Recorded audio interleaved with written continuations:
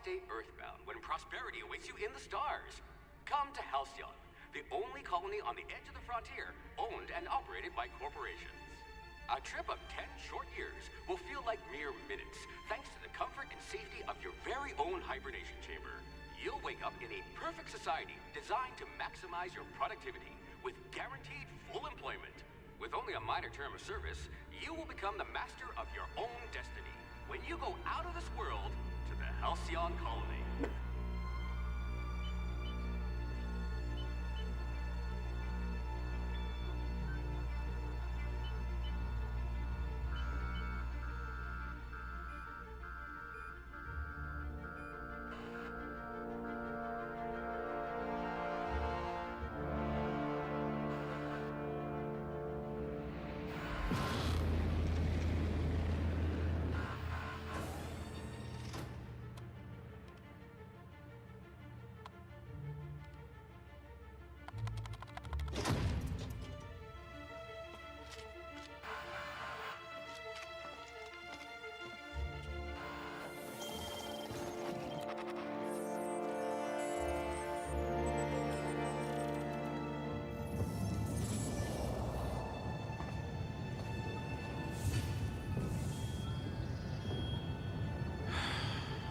Hundreds of thousands of colonists left adrift out here forever, just to keep from damaging the board's bottom line. Disgraceful.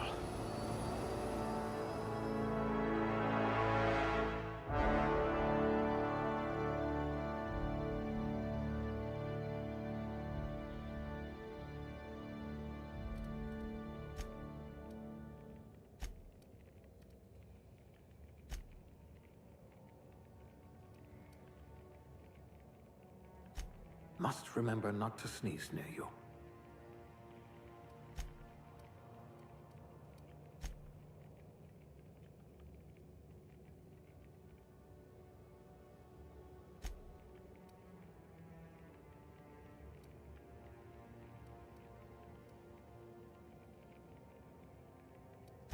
High blood pressure. Could keep you from blacking out at least.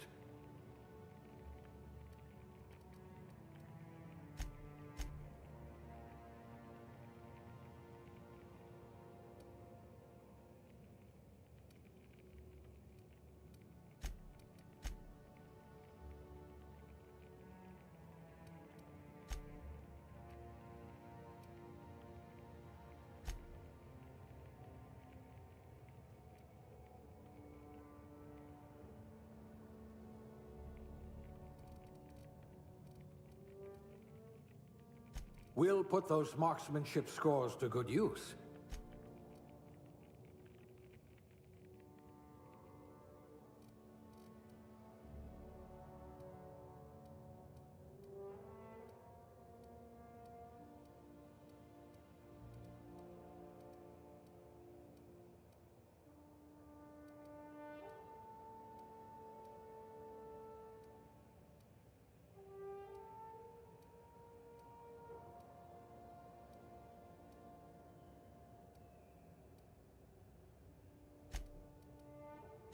I can be reasonably sure you know how to add and subtract.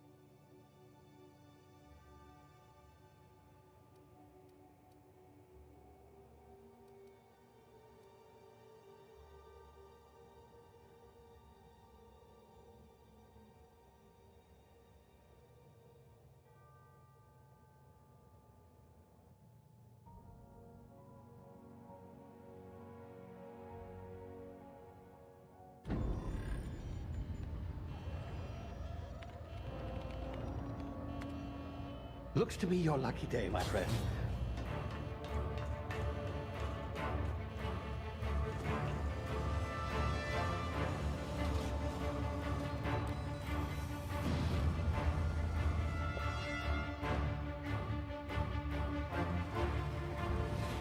Please power down your engines and prepare to be... Not likely, bootlickers.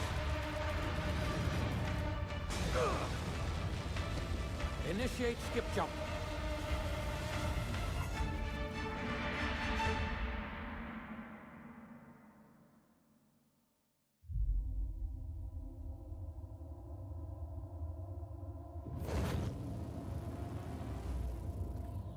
Status. Structural integrity down 25%. Power levels down to 90%. Hip drive Shit. inoperable.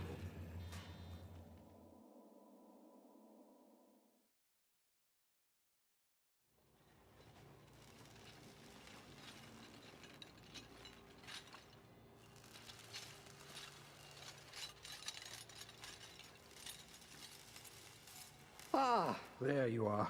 Wondering what's going on, eh? A bit of bad news there, I'm afraid. Your colony ship was inexplicably knocked out of skip space and forced to complete its journey at sublight speeds. This means that you and every other colonist on the Hope have been in suspended animation for 70 years, give or take. Normally, reviving someone after so long leads to some quite horrifying results. It's called explosive cell death, but it's really more of a liquefaction. Something wrong? Oh, yes, well, not to worry. I've pumped your body full of a special concoction I devised to keep you from dying so horrifically. Hopefully at all, but I guess we'll see, yes? Unfortunately, I used the last of my chemical supplies saving you. I know it's a lot to ask, but I must have your help securing more if we're to save the rest of your fellow colonists. I'd see it done myself, of course, but the board has a sizable bounty on my head. Now, my ship is inoperative, but I've managed to hire a smuggler to help you out.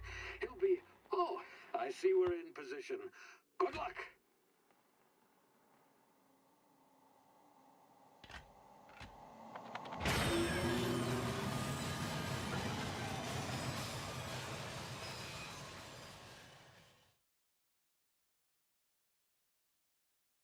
Can you hear me? Is this thing working? Ah, there you are. Now, where were we? Oh, yes, the smuggler. His name is Hawthorne, and he should be waiting for you at the landing site.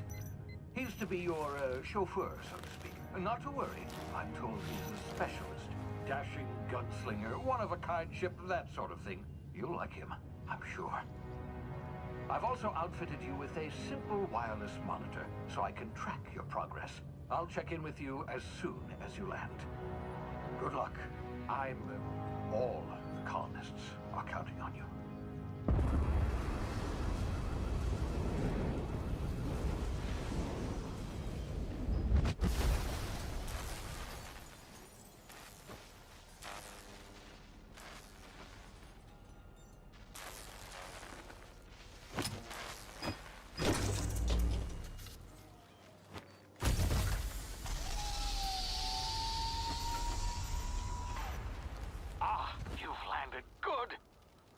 Hawthorne should be close by. What in law's name? Is that him? Oh, that idiot.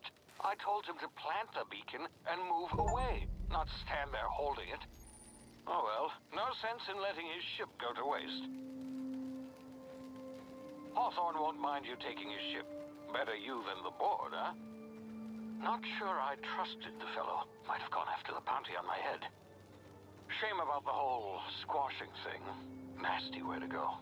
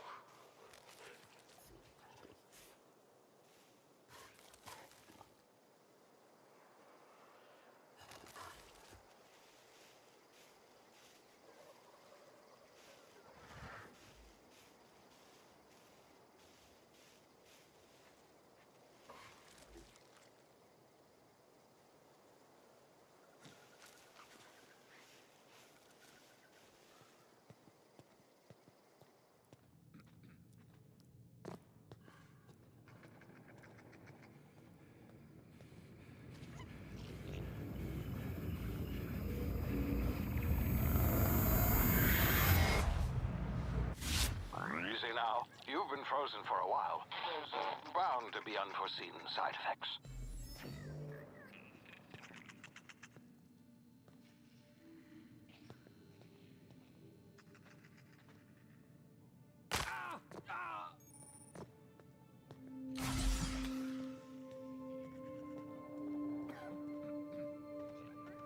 Hey, you, come here. You've tried the best now. Now try the rest. Spacer's choice. Oh, law, that stings. Looks like the bleeding stopped. I owe you one. Hope you don't mind me omitting this little exchange from my report. Spacer's choice doesn't like us accepting outside help.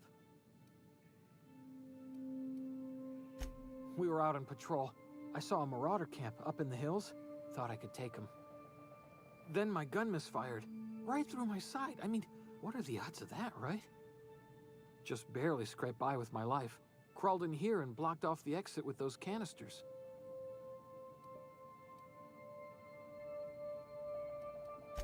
Spacer's choice policy clearly stipulates that dead and as good as dead are two completely different properties of matter. Unless I'm dead, I'm contractually obligated to attend to my post. I will report that illegally grounded spacecraft if it is the last thing I do. See those canisters by the entrance? Marauders come sniffing around in here, and I can take them all out with a single shot. Not bad, huh?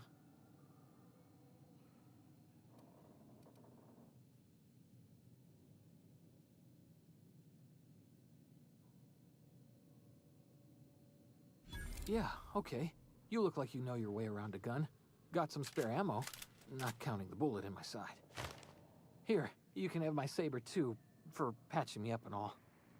All Spacer's choice weapons are now 30% less likely to malfunction. You've tried the best, now try the rest. Spacer's choice. Yes, nailed it that time. The Hope? Is that some sort of fancy new drug? Are you with Auntie Cleo or something? Don't take this the wrong way or nothing, but I'm not allowed to fraternize with Cleo workers. Company policy.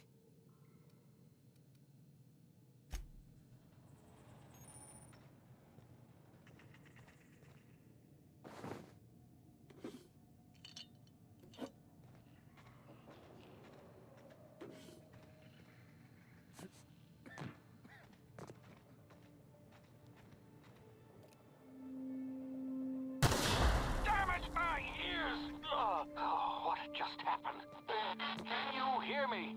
What in the hell? This...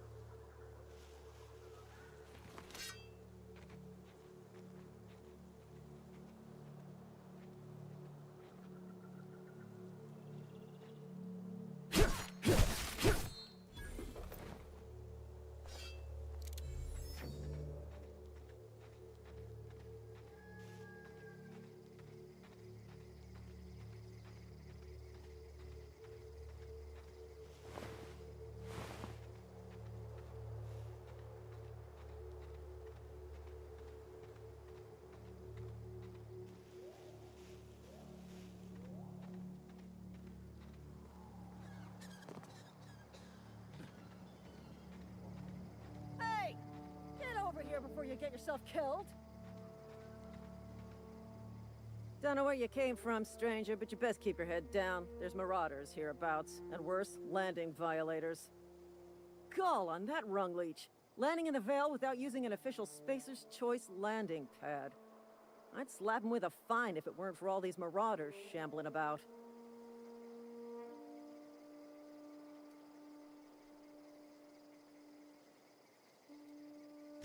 You pulling my limb? I mean, yeah, of course. Marauders.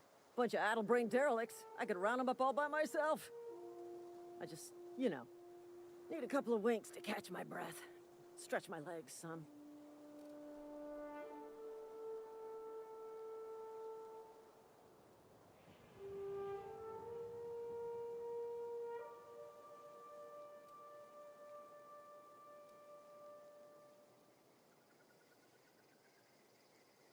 You think? Most marauders can't even talk. The criminals do attract other criminals by their own nature. You know what? You're right. It's time we cross those marauders off, find whoever owns that ship, and file a full report. Then it's gonna be fucking laminated. Here we go.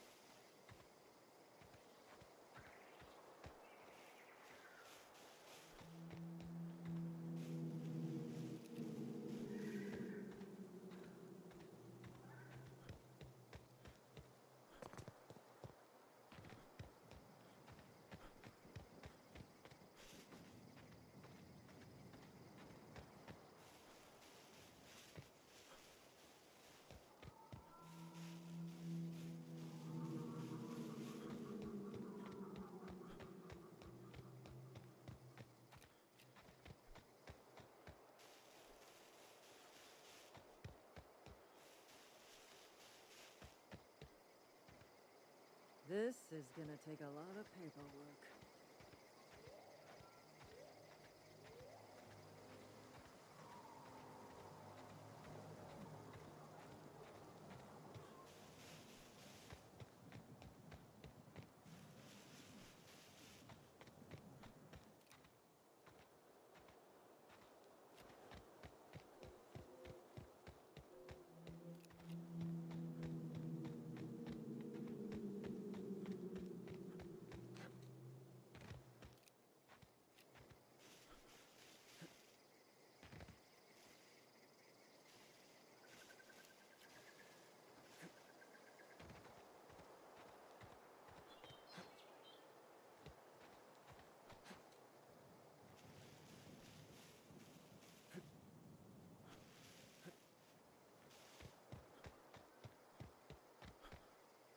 Damn marauders are out of control.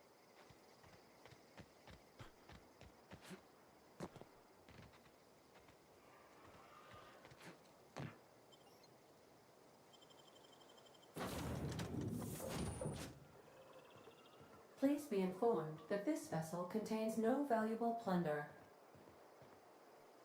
Hello, Marauder. I am Ada, the autonomous digital astrogator of this vessel. Please be informed that I am authorized to use violent retribution against unwanted solicitors. Please return any misappropriated equipment and exit this vessel in an orderly fashion. Failure to do so will result in your immediate destruction.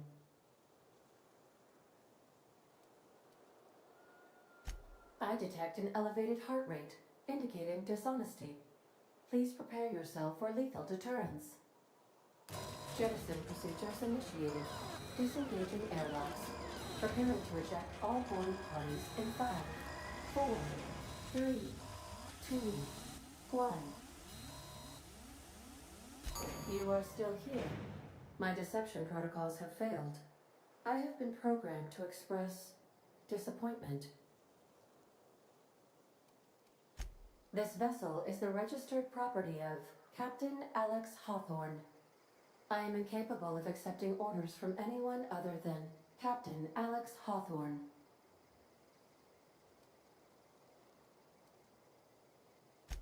I understand. I will require some time to process this information. Thank you for your patience and for your honesty.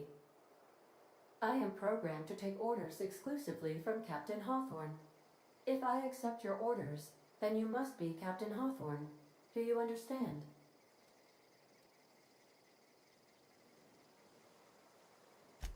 Well done, Captain Hawthorne.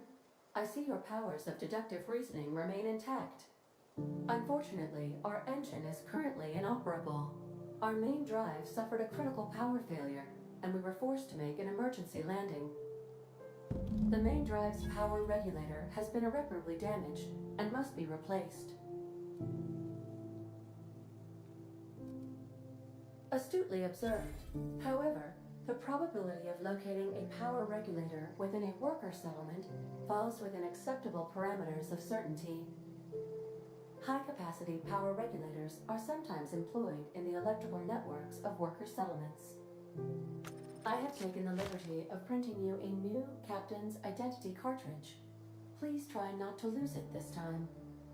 This cartridge identifies you, Alex Hawthorne, as the registered proprietor and captain of the Unreliable.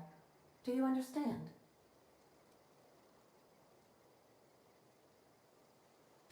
Best of luck in your search for a power regulator. Try to stay alive this time.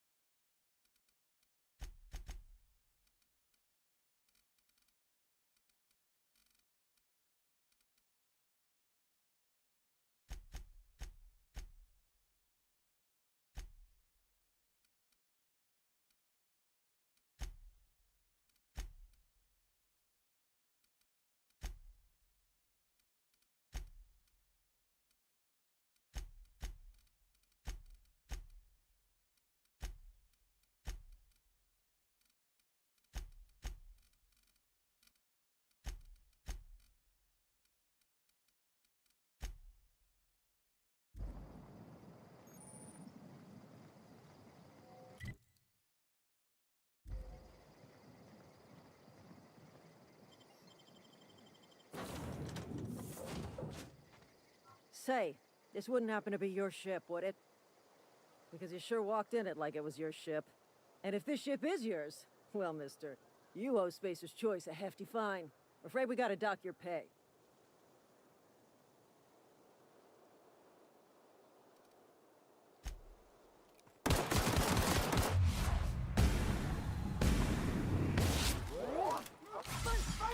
What was that?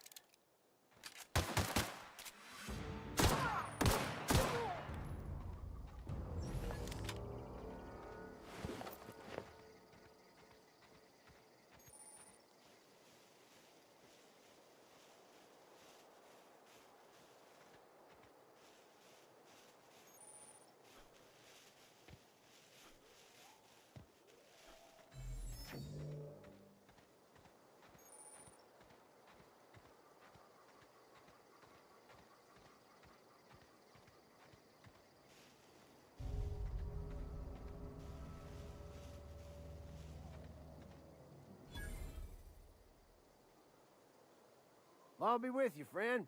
I'm Ernie. Now, seems to me, and correct me if I'm wrong here, but seems to me they're all dead. Mind telling me what happened here? Accidentally, brutally shot themselves, huh? Unbelievable. Second time this month. Guess I'd better get to cleaning up. Can't just leave company property scattered about, bleeding out on the dirt.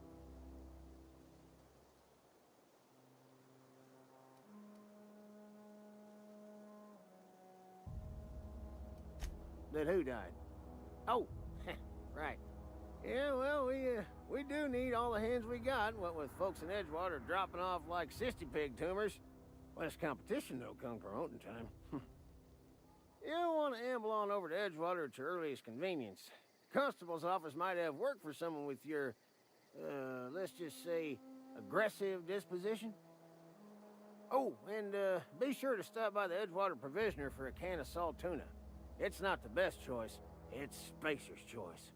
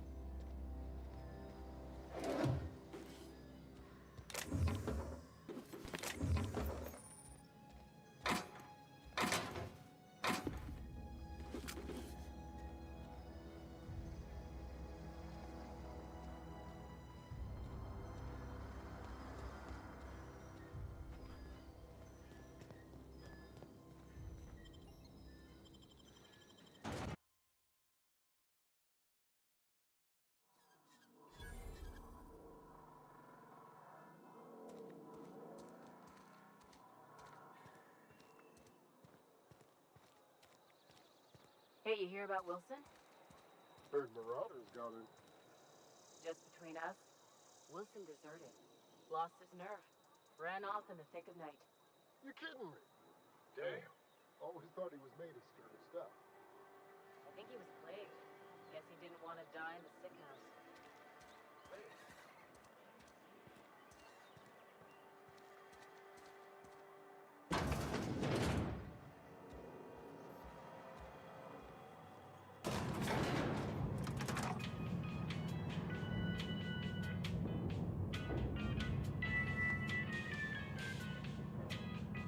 Miss Holcomb, I need you to explain this. The grease monkey, Argo? Seems we've got a guest. Really now, Parvati, I do wish you'd spoken up. I do apologize. I was given no forewarning of your arrival, or I might have welcomed you at the gates myself.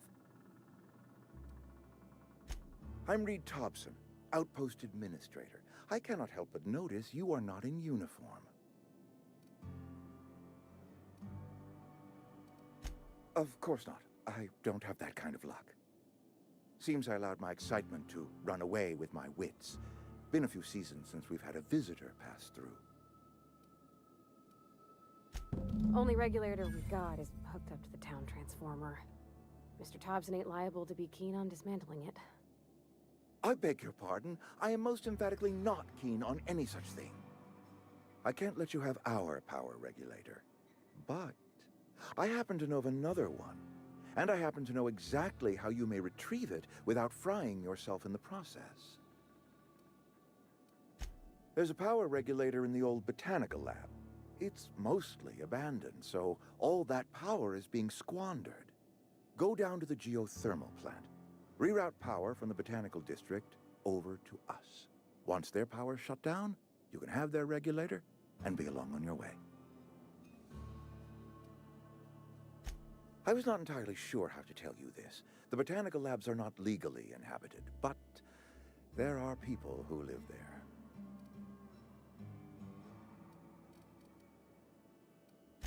No, I do not imagine they will be pleased.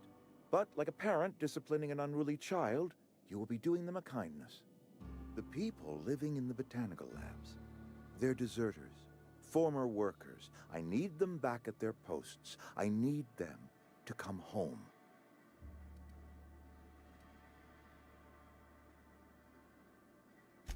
My hope is that by cutting off their power, you will convince those deserters to come back to town. Before you go to the plant, I want you to stop by the botanical lab. Speak to their leader, Adelaide. Tell her the power's about to go, and that it's time her band of deserters came back to town.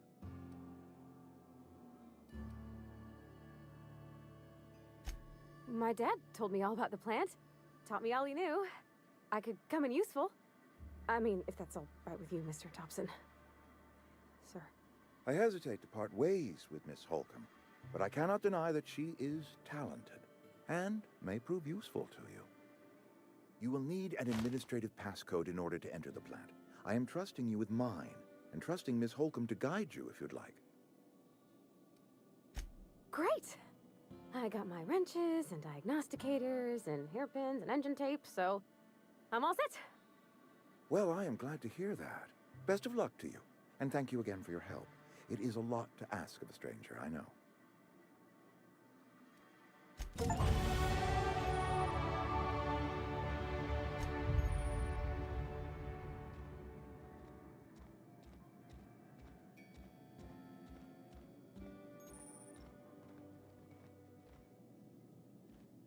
We better clear out of Mr. Thompson's office before we talk.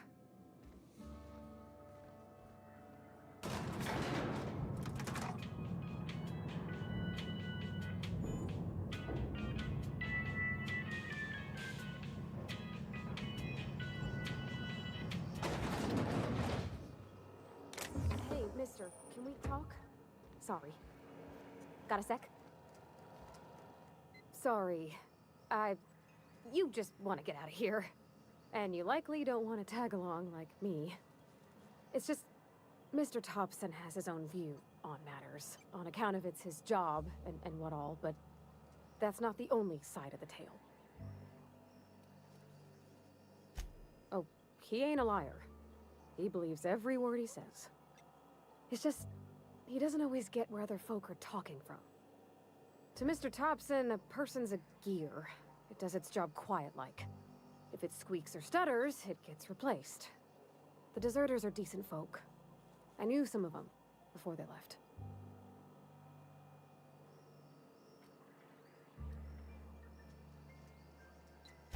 Life's hard here, especially for them that don't fit in so well. We're one big Spacer's Choice family, but every family's got the one the rest whisper about. Mr. Thompson's aiming to take away their power. They'll have no lights to see, nor heat to cook. They'll be at the mercy of marauders, or worse. I think you should talk to the town's vicar about it. Max, his name is. Thanks, mister. I just think when you gotta make a decision that'll hurt somebody, it's best to think on the right and wrong of it. That's what my dad used to say anyways.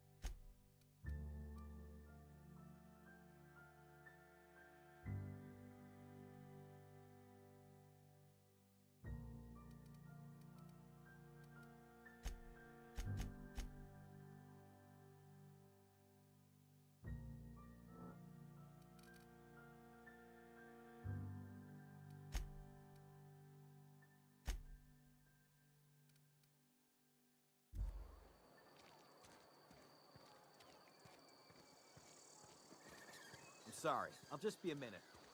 You had a minute. Next one.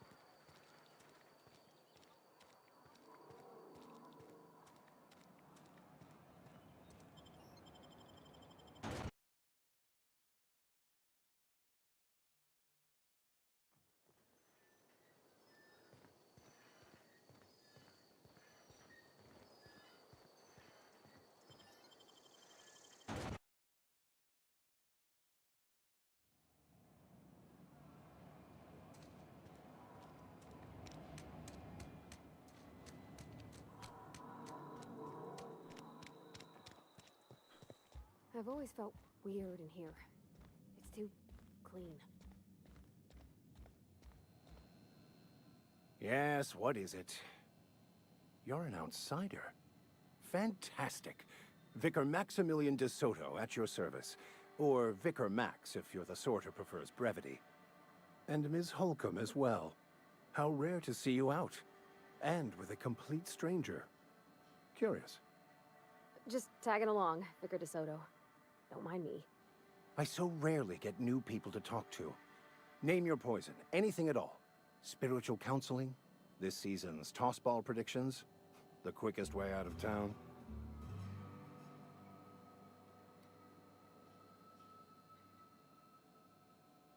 But what? I thought you would talk to him. You wanted to speak to me, Ms. Holcomb? Every time I've tried to engage you in conversation, you look at the floor, answer in single words, and slink away.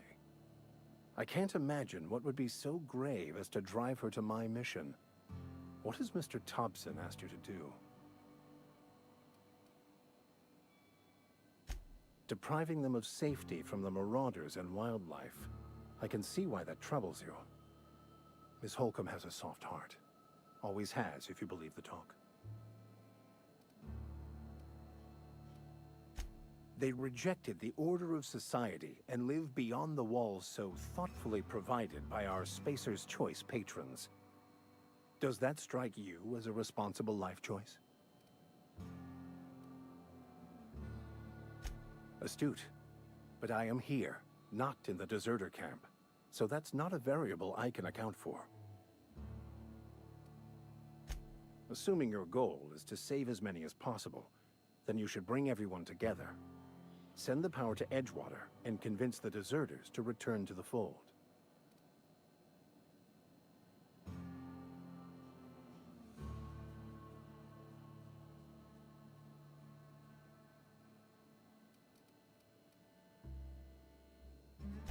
If it were as easy as a few soothing words in the right ears, I'm sure it would have been done already. Consider it a challenge. If you don't mind a bit of unsolicited advice, be cautious on your way to the geothermal plant. It is not as safe as you might assume. One of the reasons I transferred here was to fulfill my duty in hunting down banned heretical texts. I happen to know such a book is, as we speak, tainting a collector's library in Emerald Vale. However, the collector's residence lies outside the town's walls. My retrieval efforts have been thwarted by marauders who have overrun the property. Should you fare better than me, I'd pay a handsome sum for the book.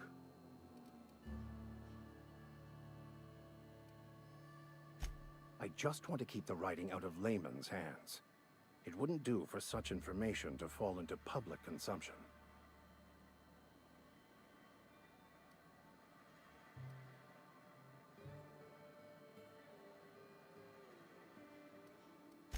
It's a handwritten journal, a faded blue cover with the name M. Bakonu handwritten in the lower corner. I'll mark where I saw it on your map. Assuming you're serious?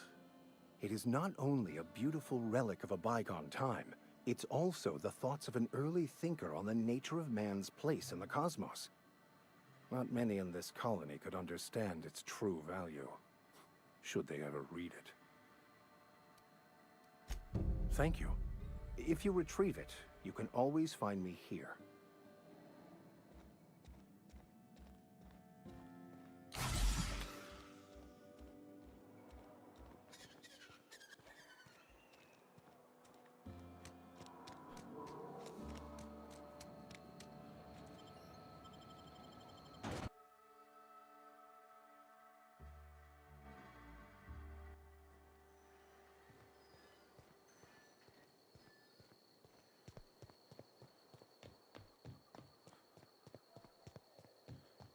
When I was little, we'd get freighters in every Sunday noon. Now they only come but once a month. I love the wind here.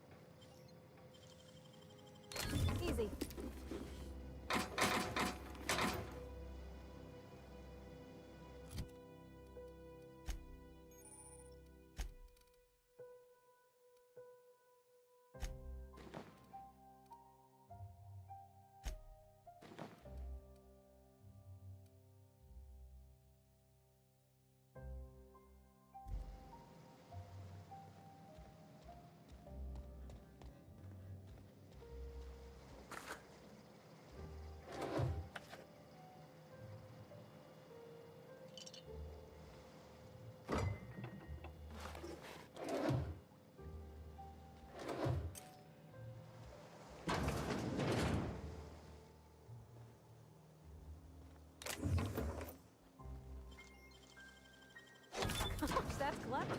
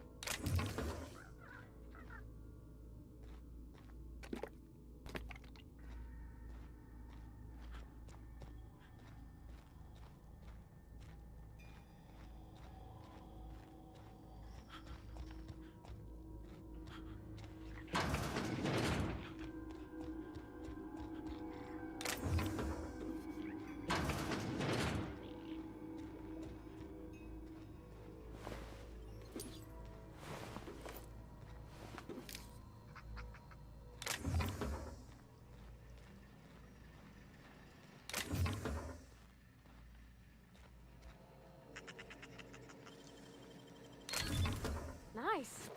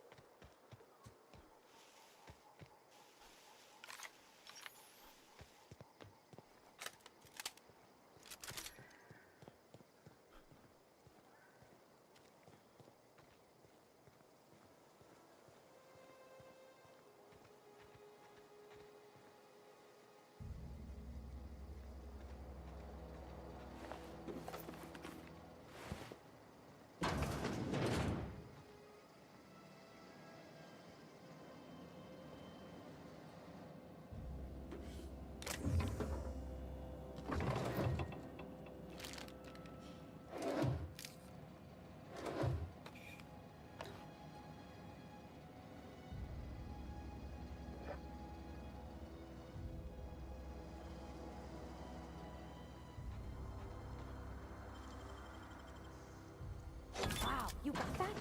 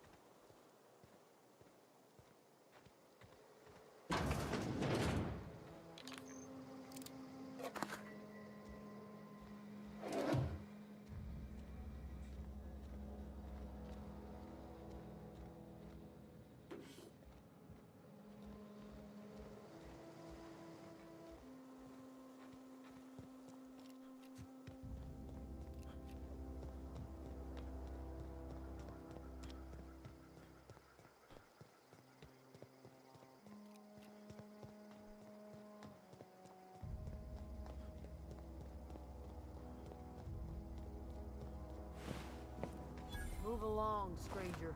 We don't want any trouble.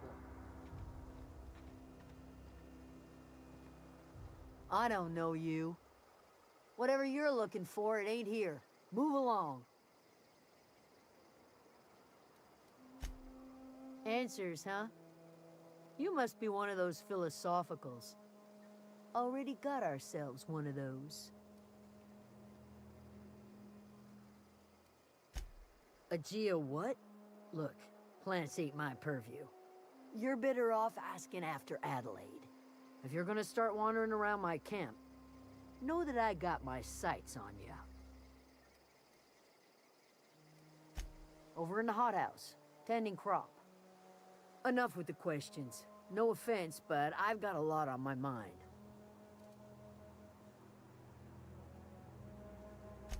You don't know what enough with the questions means? No, I'm sorry. That was unworthy of me. Lady named Zoe went missing some nights ago. Just up and vanished without a trace. Now I'm pacing around wondering if marauders got to her.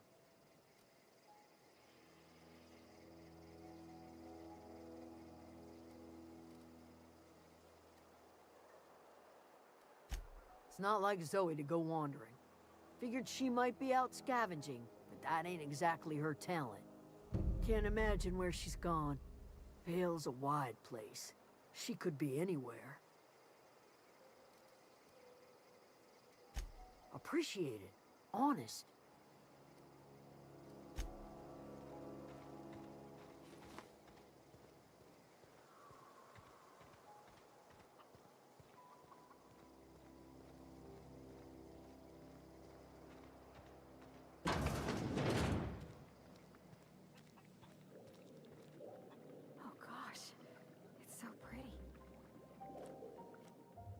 If you're hungry, there's meat turning on the spit outside. If you're bearing illness, find a place to lay your head down and I'll fetch you a poultice. Whatever your troubles with Edgewater, leave them at the gates and be welcomed here. Any questions, dear? I have been called that, among other things. Green Thumb, grandmother, the strange old lady who keeps flowers.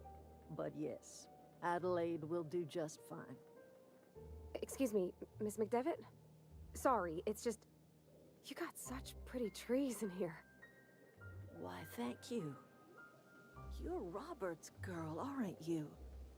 I remember when you were but a sprout. Thomas speaks of you often. Are you staying long? You should try some of my tobaccorn tea. I brew it in an old spittoon, but it's been cleaned.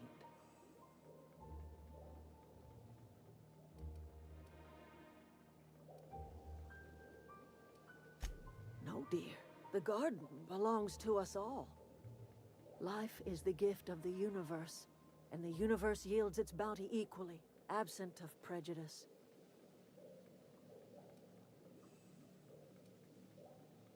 The soil around the Vale went sour years ago, but I found a way to sweeten it back up. The secret recipe is a little bit of elbow grease, a dash of love, and a heaping pile of special fertilizer.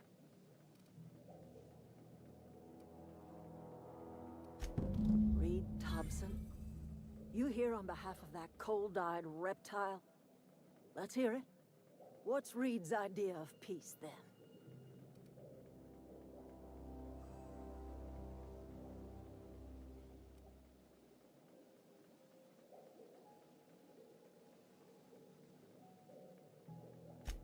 Like everything else that comes out of Edgewater, that peace offering is canned. I and my own are living just fine out here by ourselves. He would do such a thing. The question is, why would you agree to his plans? Cannery's got a regulator. You want chip parts, you ought to rip them out of the cannery's guts and leave us be. If you're going down to the plant, you should divert power away from Edgewater and toward our end of the grid. Think about it. You'd be liberating an entire town from a lifetime of service to that odious cannery. Seems the sort of thing a hero would do.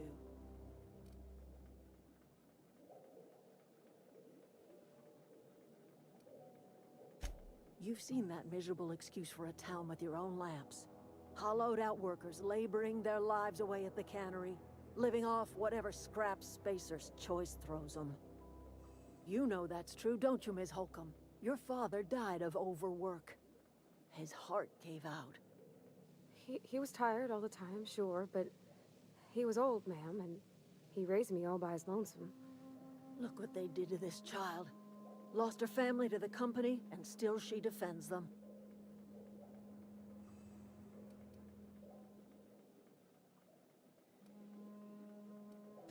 Life in Edgewater grinds to a halt.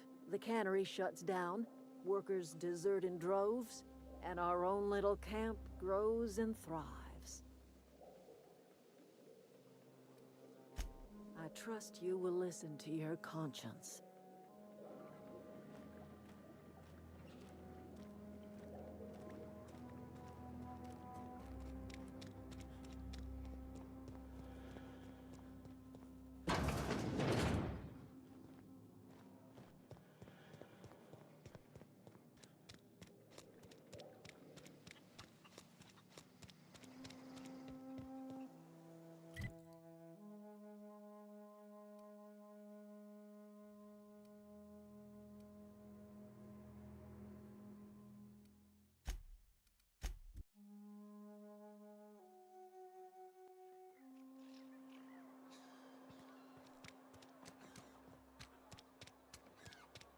Heard something outside the walls today.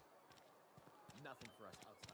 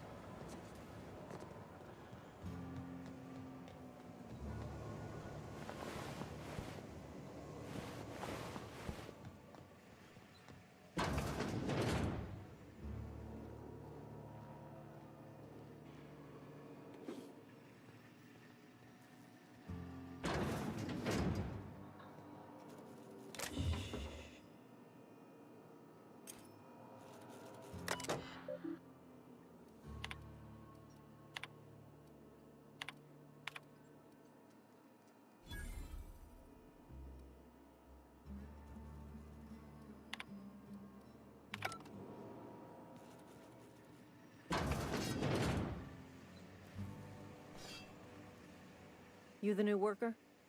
Whatever. Foreman Granger.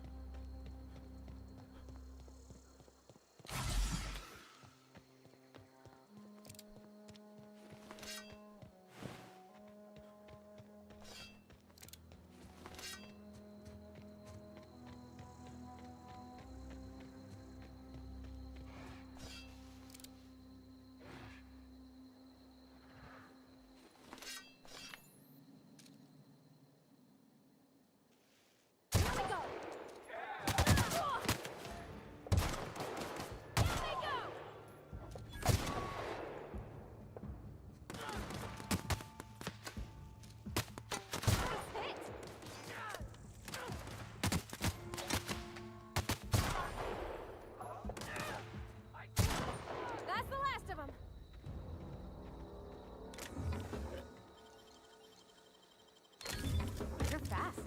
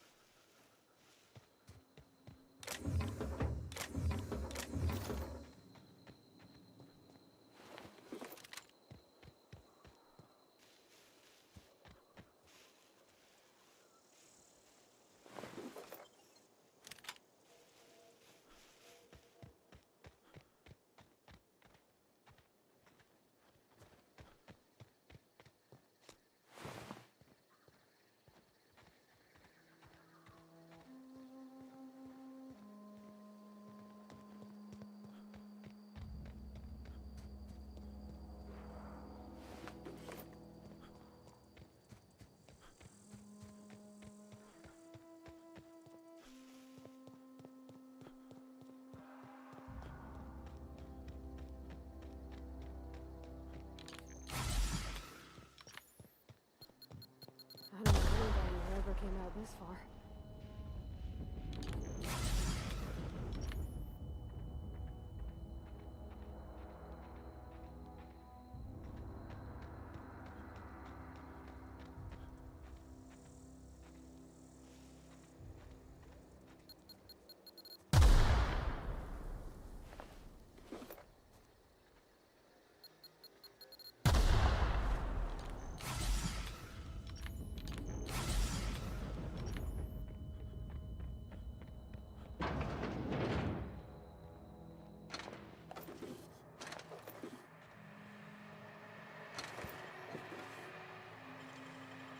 Clever.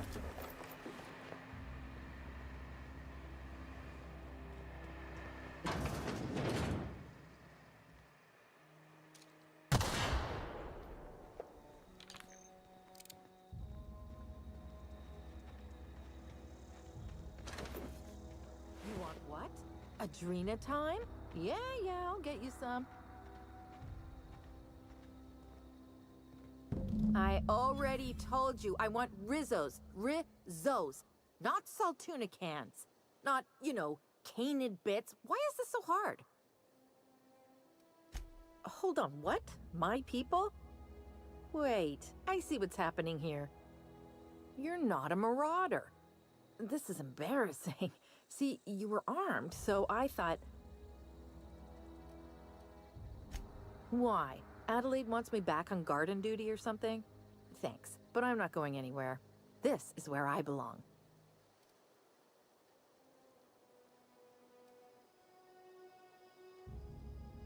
And no serial dramas. I've been thinking about going back. I just gotta know if Lord Cavendish really is the masked marketeer. I'll take my stuff and head on back, I suppose. Grace is gonna be glaring knives at me, so I've got that to look forward to. I'm great at clarifying. No. I insinuated myself into their company, see? And they didn't seem to mind one whit. I don't know. The vital processes that constitute the miracle of life are mysterious and unknowable. Oh, you mean around these guys? The Marauders wouldn't hurt me. They love me. I'm practically their queen. Yeah, must be my natural charisma. I got kicked out of Edgewater on account of falling sick with plague and stealing some medicine to treat myself. I'd heard some outlaws set up camp in the botanical labs. I decided to throw in with them, seeing as I always wanted to be an outlaw myself. Instead, what do I find? But a bunch of former workers camped out around a greenhouse. I couldn't just go back to the cannery, so I was stuck with them.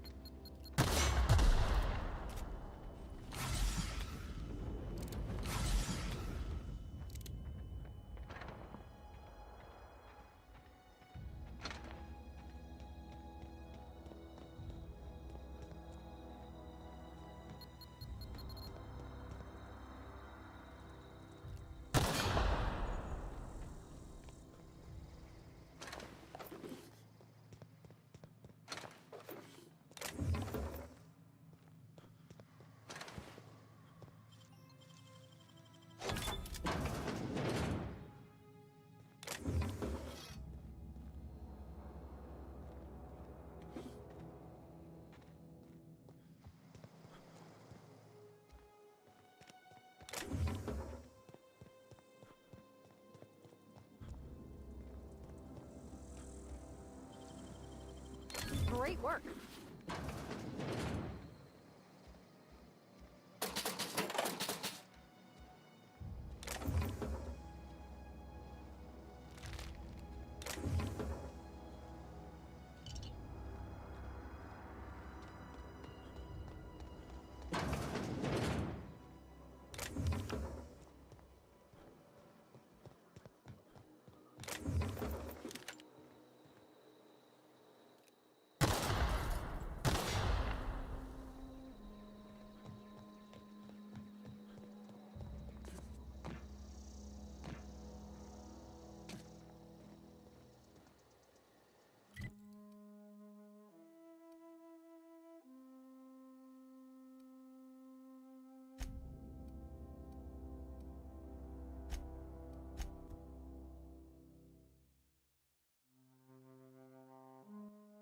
Okay, gone quiet.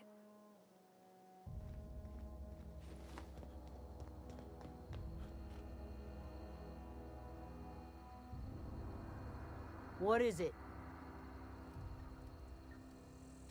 We didn't always get along, but I'm glad to know she's safe. What happened, anyway?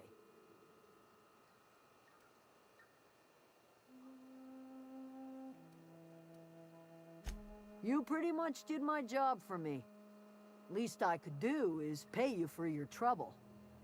Let me know if I can do something for you.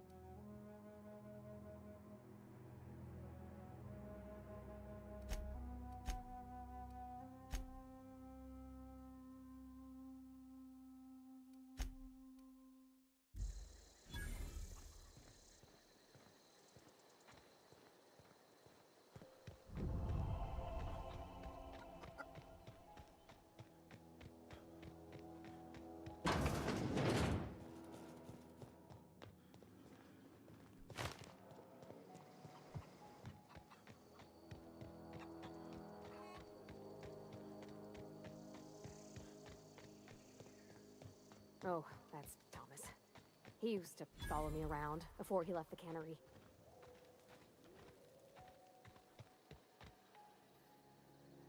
Oh, didn't see you there. I was just occupying myself with a little engineering. Whoa, Miss Parvati. Hey, you're, what, how are you? Hi, hello. Are you, are things safe out here? How are you keeping? Great, just great. I've been trying to keep stuff running, just like you. Only I'm not so... Wait, they didn't kick you out, did they? Oh gosh, no, I'm just along with this fella here. Are you from town? I mean, you don't exactly look like you're from town. Sorry, I just wasn't sure if you were from town or if you were one of us. Something's been chewing at me, you see. Fact is, I've been, well, lying. To everybody here.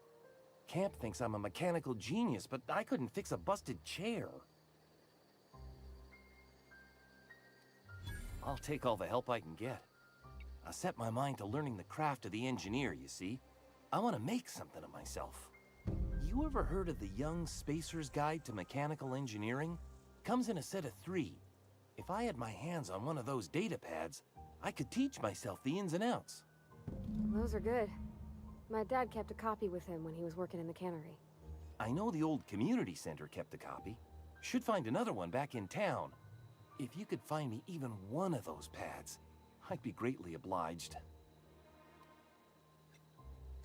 No kidding! Really? Well, which one? Look at that! Building a computing machine out of Spectrum potatoes, a primer. I'm just glad it survived all these years. I appreciate you going through all that trouble. In fact, I put aside something special, on the off chance that somebody'd search out those data pads for me. Well, don't keep me in suspense. Ain't that just ironical? If I'd worked a little longer back at the cannery, I might have found this myself. 2 whole data pads? Be still my beating heart. Oh, almost forgot your payment. Sure, I'd be glad to take them off your hands. What's on your mind?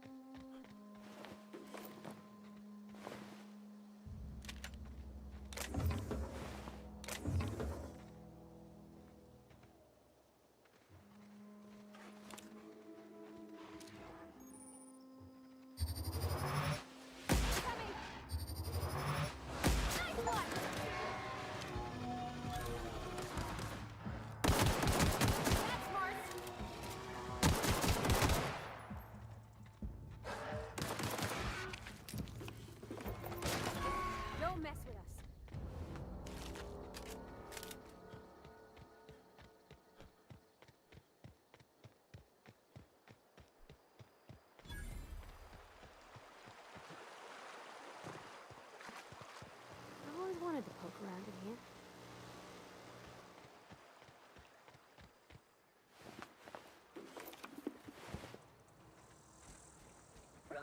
Here they come!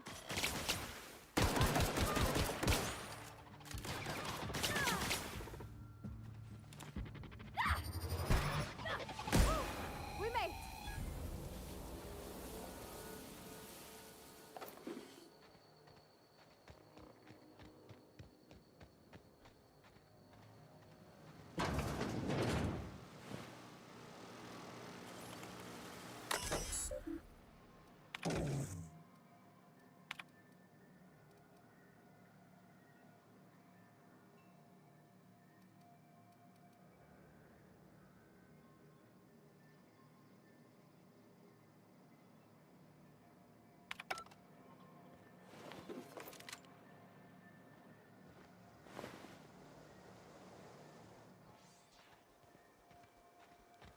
All performing. Look out!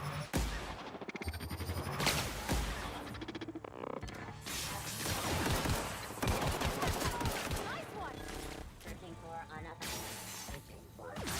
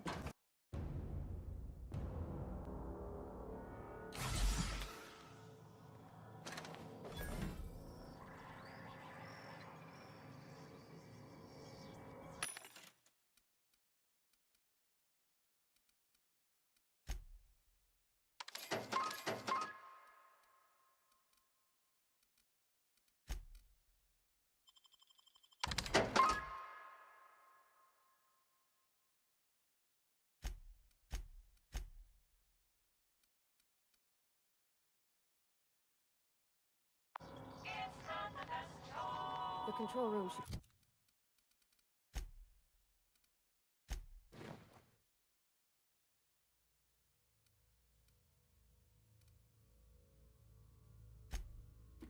be off to the right. Hope we're doing the right thing. Incoming! Don't mess with us! Nice one!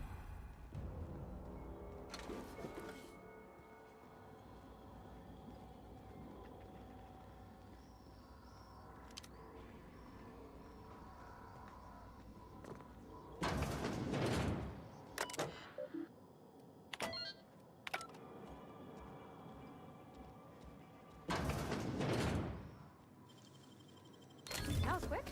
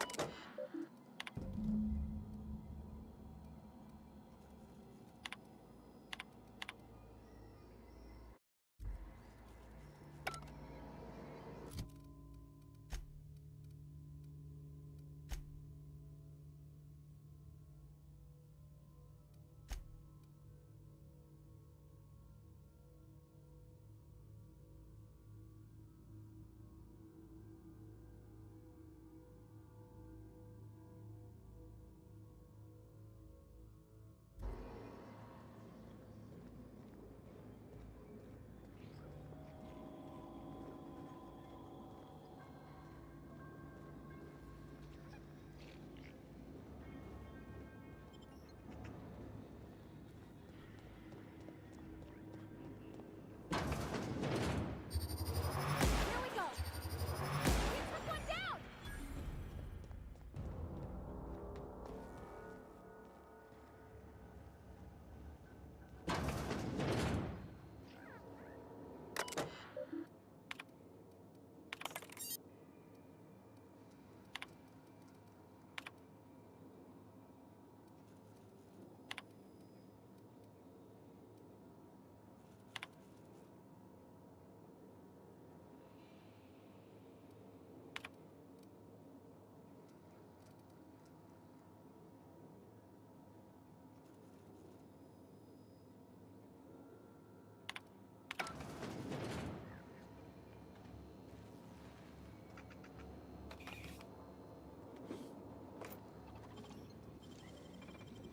Dang, that's impressive.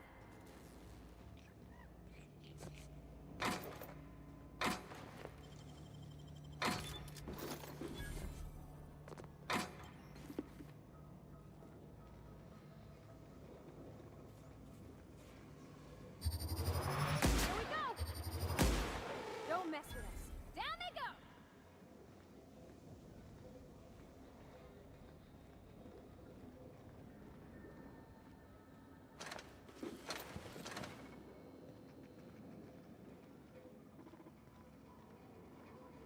Terminating security. Okay, keep it quiet.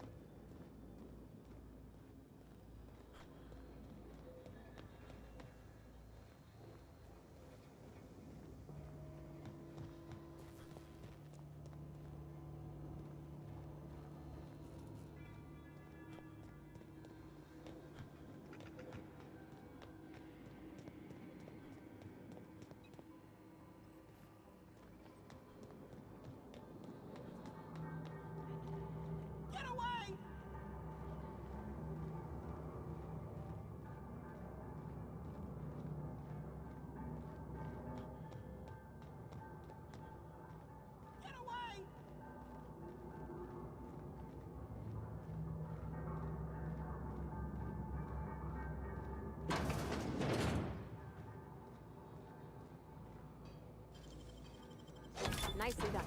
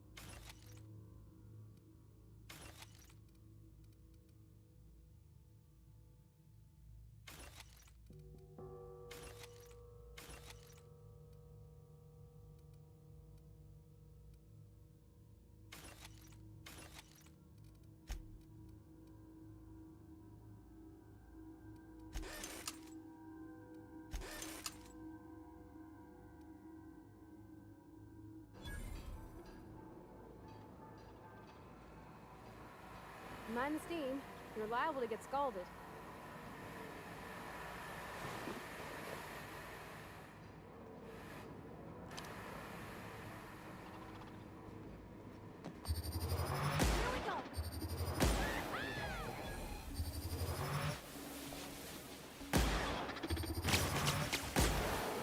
Here we go.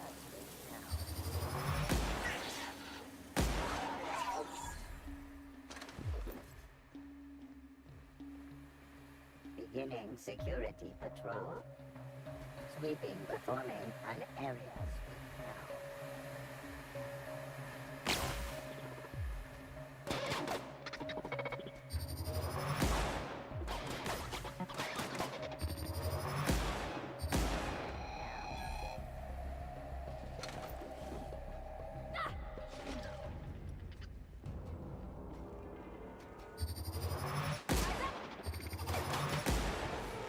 Beginning security patrol.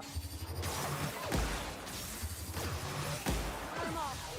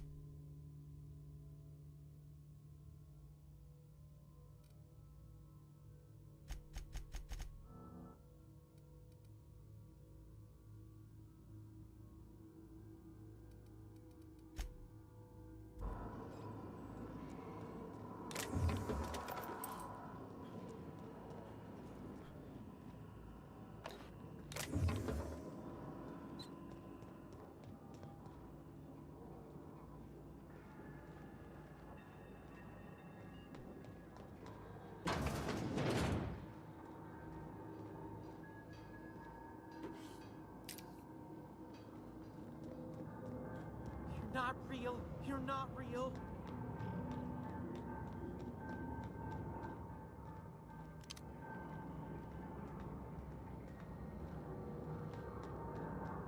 No, no, no. Just leave me alone.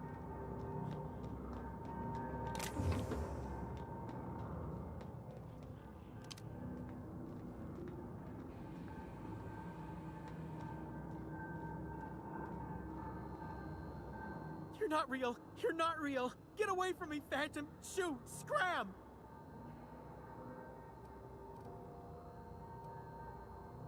Most people?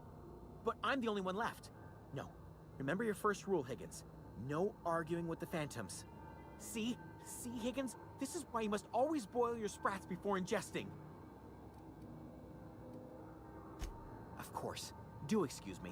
I experience brief flashes of mania during which I am visited by the phantoms of my imagination. Chester D. Higgins. The D stands for definitely not insane. I use it as a reminder. Oh, Higgins has been many things over the years.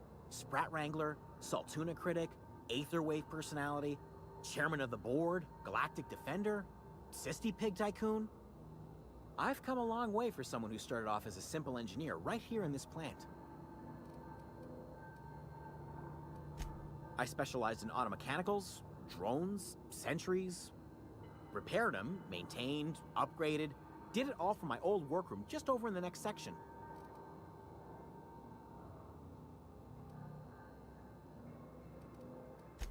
Look, I don't want to fall into any trouble with the mechanicals. If they wise up to our plans, they will come for us. With prodding irons. You know, you remind me of myself back when I was an intergalactic adventurer. I discovered a flaw. Their hostility levels were hardwired to maximum. There's no changing that, but you could rewrite their targeting protocol so they attack each other instead. Yes, that's exactly it. I see you're also versed in the noble art of mechanical engineering. There's a behavior control terminal in the other room. It should have options to change how the mechanicals act, including whom they shoot at. Oh, that reminds me. You'll need my passcode to access the behavior control terminal. Here, let me just write it down for you.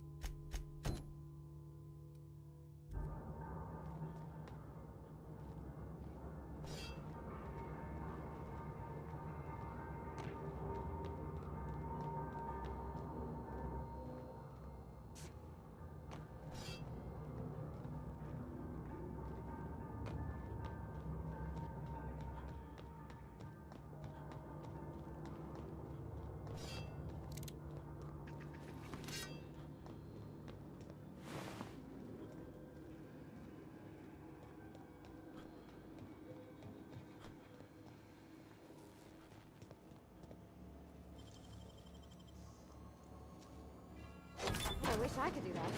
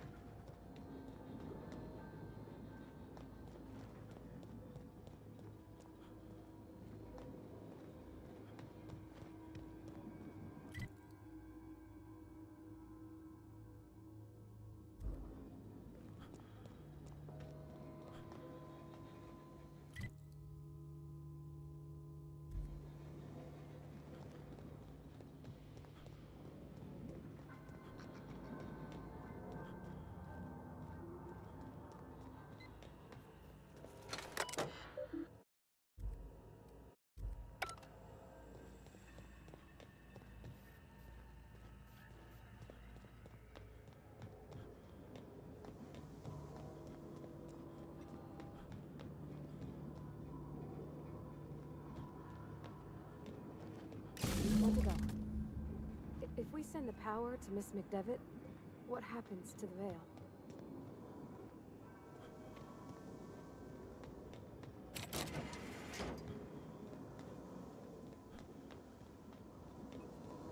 That's the last.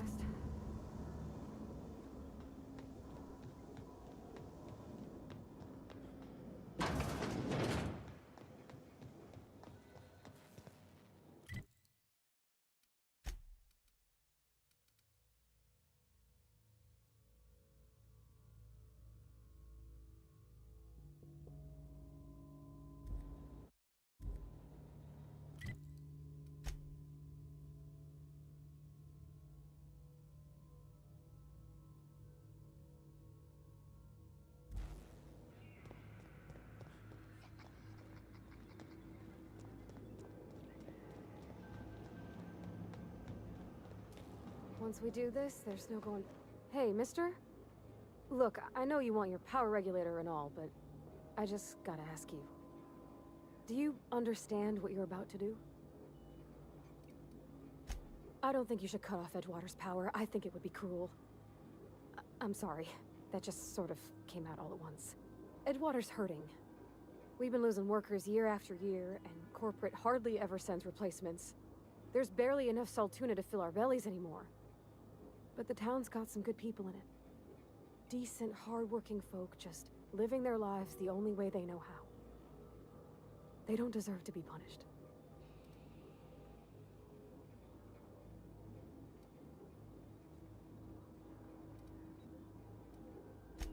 Miss McDevitt's built something beautiful. Somehow, she's talked the ground into giving life again. It's plain to see she's made the Vale a better place.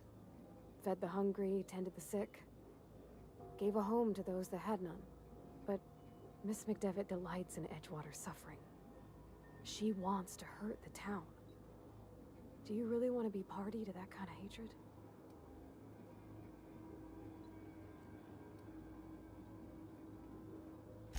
Well, that sure sounds like Mr. Thompson. If he was standing here, I imagine he'd remind us of how we're all one big, happy Spacer's Choice family. In Mr. Thompson's eyes, those deserters are still part of the Spacer's Choice family. The family must work together in order to survive. I hate to say it, but I think Mr. Thompson's got a point. Unless those deserters come back, Edgewater's as good as dead. Cutting off their power might be the only way. Sorry, I didn't mean to babble on like that. I felt like I had to say something. Really? I mean, wow. Thanks. No one's ever told me those words in that order.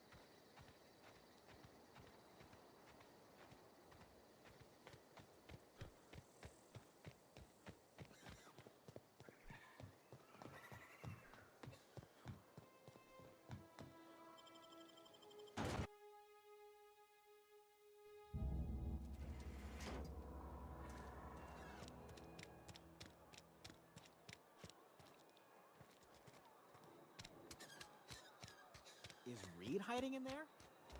Mr. Thompson is where...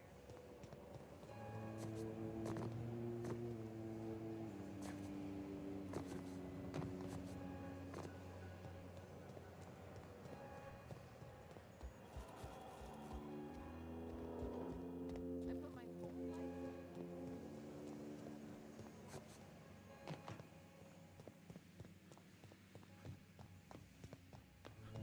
You want to know what gets my bile churning? Edgewater has suffered a cavalcade of disasters, plague, marauders, desertion. Then you wandered in town. And I was so damn sure our luck was starting to turn. I never knew how right I was. Just answer one question for me. Why'd you do it?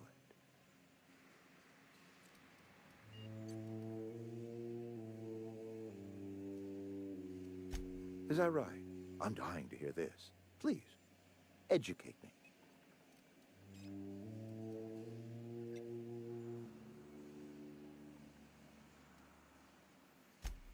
Adelaide. Adelaide wants nothing more than to see this town suffer. To see me suffer. All you've done is satisfied her hatred. Whatever you were hoping to find down here, I advise you to turn around and leave. I have got guards posted with orders to fire on you.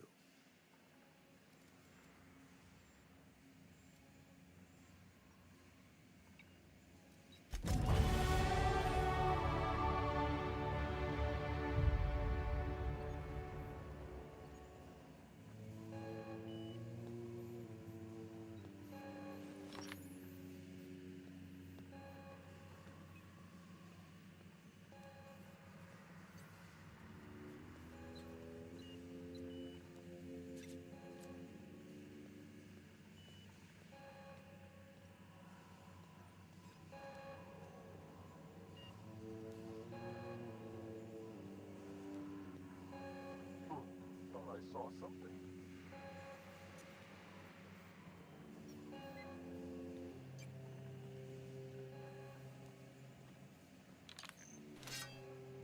Jumping.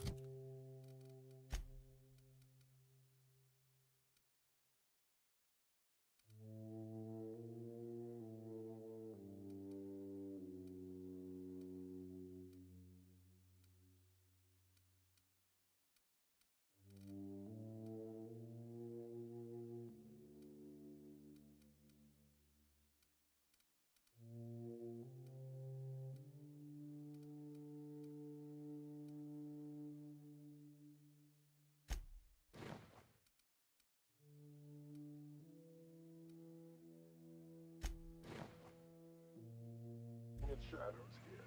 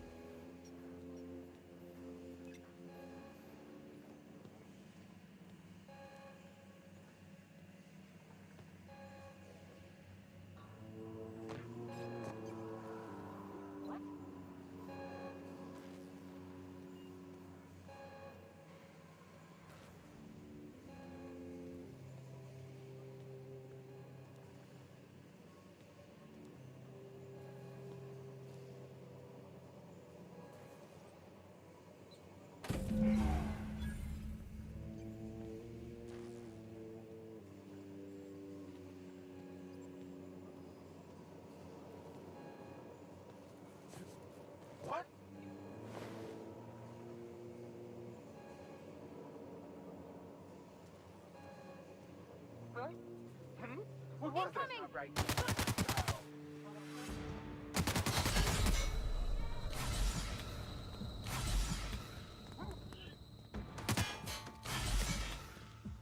I ain't dying.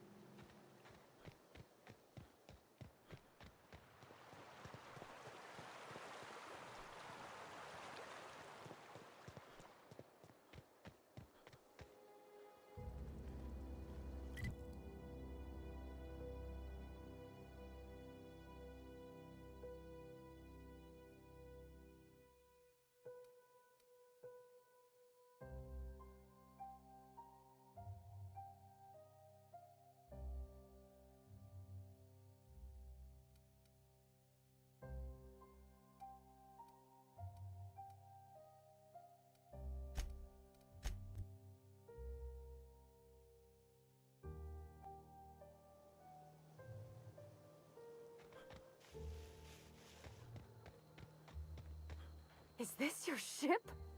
Oh my stars, she is just so handsome. Does she have a name yet? What's her drive model? Oh, gosh. Listen to me babbling. When I was in Edgewater, I dreamed of flying on a real ship, working on a real engine, belonging to a proper crew. Edgewater won't last another season without power, but that don't change the fact that I'm indentured to Spacer's Choice. Company expects me back at my post. I have imagined it, but until you came along, I never thought I had the choice. I want to ask you something, and you can say no. But can I come with you? I could tend to your engine. I know my G-valves from my catalyzers, and I can keep your ship singing. And if you ever need a pair of eyes watching your back, I can do that too. What do you think? Yes! I mean, thanks. You won't regret this, mister. Captain. I can call you Captain now. Ha! I got a captain.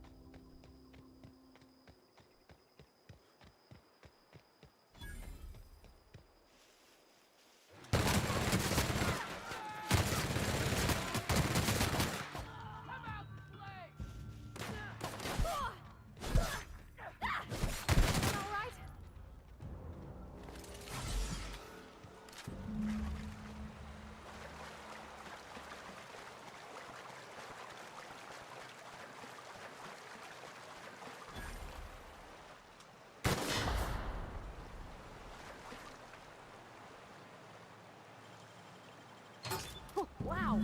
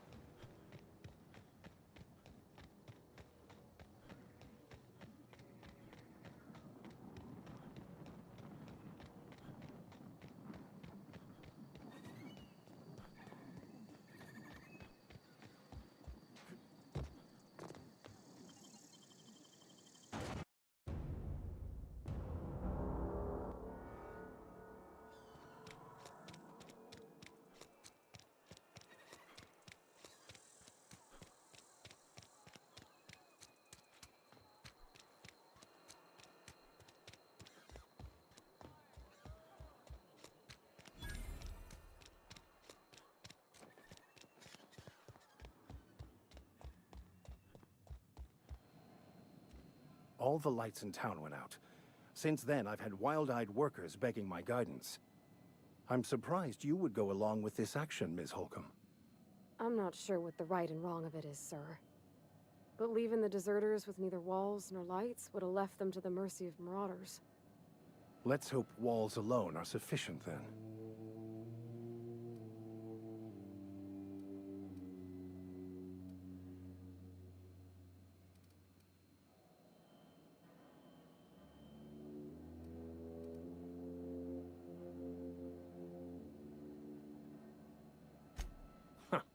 Freedom.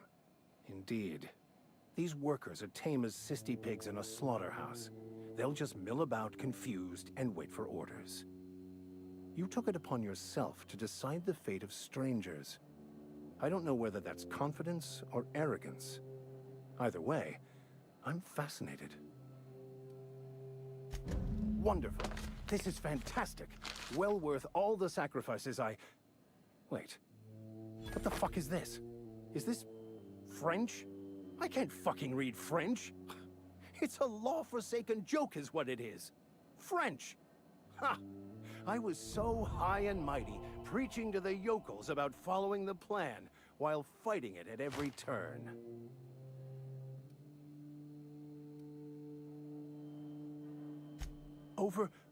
Overreacting? Do you have any idea how many years I spent in... No. You couldn't possibly know, could you? I've spent my life searching for the keys to unlocking the secrets of the universal equation that underlies the plan. I had hoped this book held some of those answers. I became so desperate, I even got myself assigned to this plague-ridden backwater to find the damn thing. All the time and suffering I've spent. Wasted.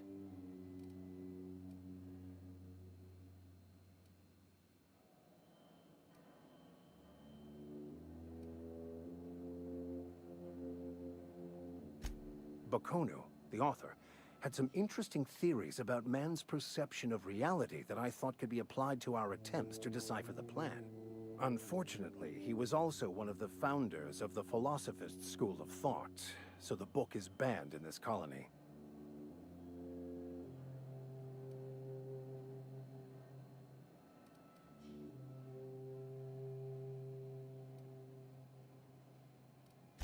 Philosophism's a false religion that stands in contradiction to almost everything we know to be true. They believe all is chaos, in stark contrast to OSI's belief in the plan. But most of the philosophist perversion of Bakonu's thoughts came more than a century after his death. The story of my life. Most lay people are not aware of this, but we've not discovered any new insights into the plan for a long time. I had an idea that we should welcome the truth, no matter where we found it. I had the worse idea to share my thoughts with a superior. And that's how I ended up assigned prison duty, where I was fool enough to let an inmate bend my ear with stories of an original Bakonu journal. But that's neither here nor there. What I need to do now is to find a translator, obviously. But to do that, I'll first need to secure transport. You have a ship. Perhaps I could make myself of use to your crew. Certainly.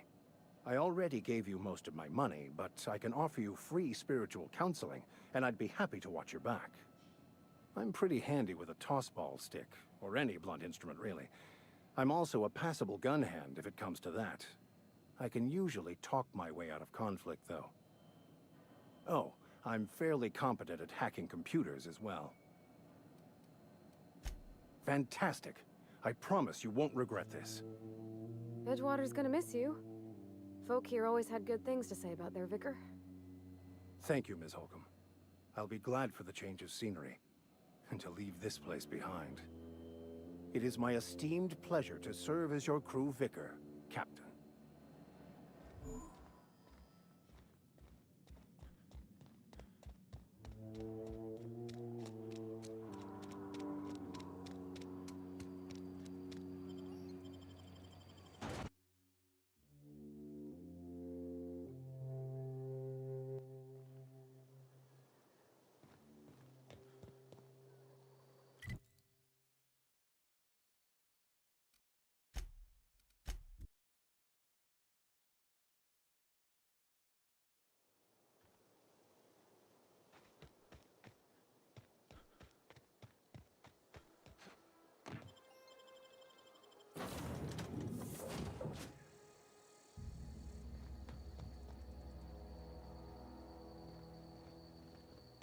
Captain, I have detected that the town of Edgewater is now without power. I appreciate you doing your part to hasten their demise. What can I do for you, Captain? Do you know how to install a power regulator? Step 1. Pick up your power regulator. Step 2. Approach the terminal located in our engine room. Step 3. Insert power regulator. Step 4. Celebrate. Our engine room is located behind you.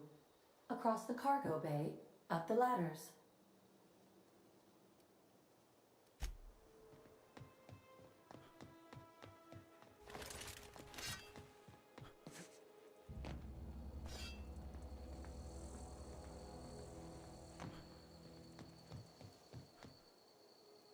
What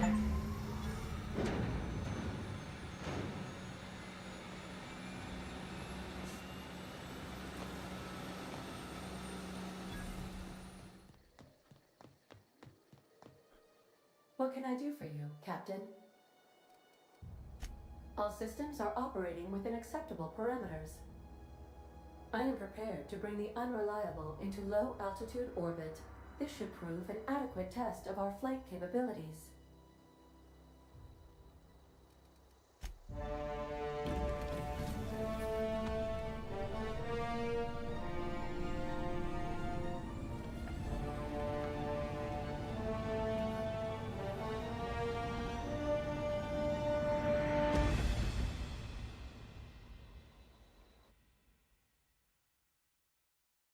We have received a communication request from Dr. Phineas Wells. Aha, there you are. Hale and hearty, and captain of your own ship. I see you're putting the unreliable to good use. Shame about her former captain. Horrible way to die. How are you feeling, by the way? I lost track of you in that cave back there.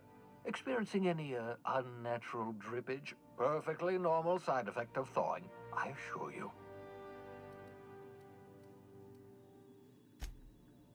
Oh, that, yes, that's probably permanent. I wouldn't worry about it, though. I'm sure you're fine. What you saw in Emerald Vale is happening all across the colony. Food shortages, lack of supplies, and basic necessities. We're dying. The chairman, the minister, and all their lackeys on the board are to blame. The Hope has some of the brightest minds Earth ever sent us. If we can revive the Hope's colonists, they can help us undo the board's mistakes. They can help us set things right. You need to get to Stellar Bay on Monarch. I have contacts there. They'll help me, help us, find the chemicals to revive your fellow colonists. Gladys Kelly, lovely woman, runs a cozy little black marketing outfit on the Groundbreaker. She can get you a nav key to land on Stellar Bay.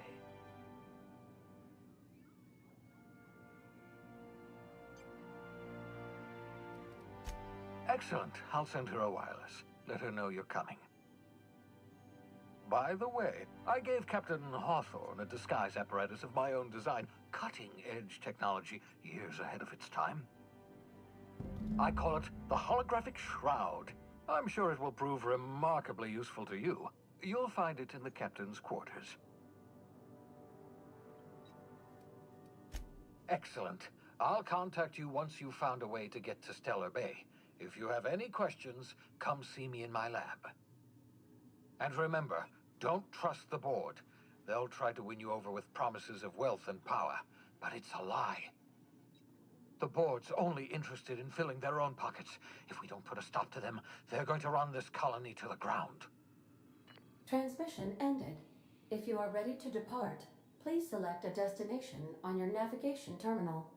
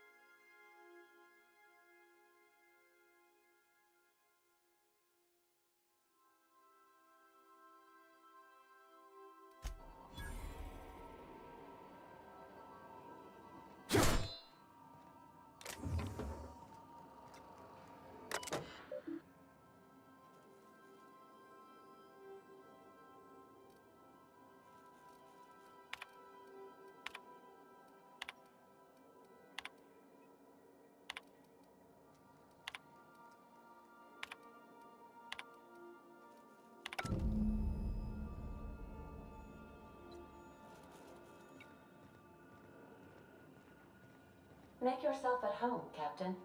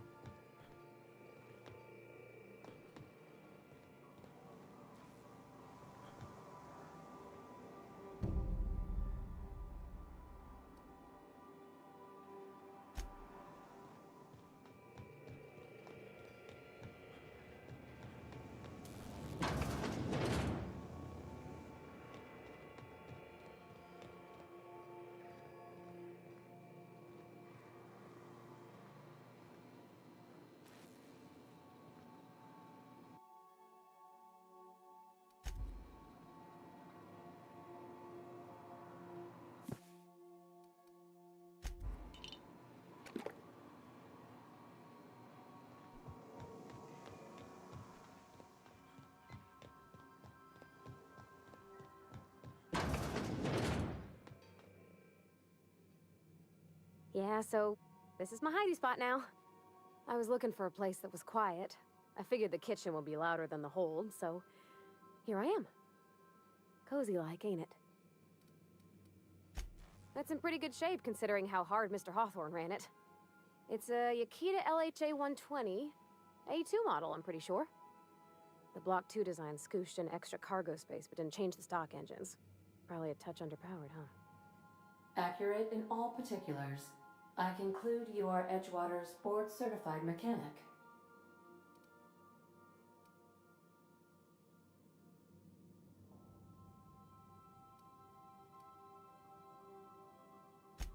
Fly-by-wire's pretty normal. Or leastways, that's what I read in the trades. I've never been on a real ship before. Hello! I am not a board-certified mechanic, but my dad was. He taught me all he knew. Do you understand? Speech recognition is one of the many skills I have been programmed to simulate.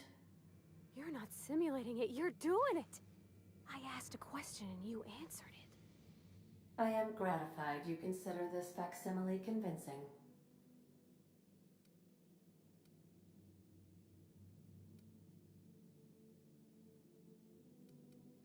I am at your disposal, Ms. Parvati. You will find the technical schematics in the engineer's locker, though I'm afraid Captain Hawthorne has lost the owner's manual. I don't see any holes in the hull. I'll take a good squint at her, make sure everything's tip-top. But I think we're cooking with plasma torches. You can do that, you know. My dad taught me how to make grilled cheese sandwiches with a plasma torch.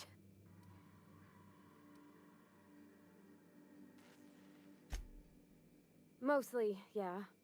I lived in the maintenance office near all my life. Mr. Thompson never let me forget how funny that was.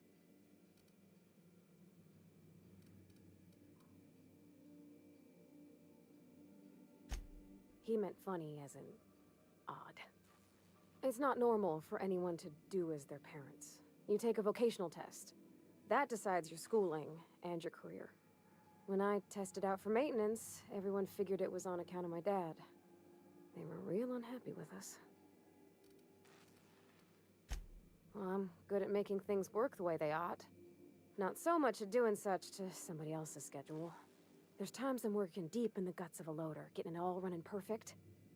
Then I look up to see it's tomorrow, and I've blown another deadline. Anyhow, I was happy to get back home. I didn't care much for schooling.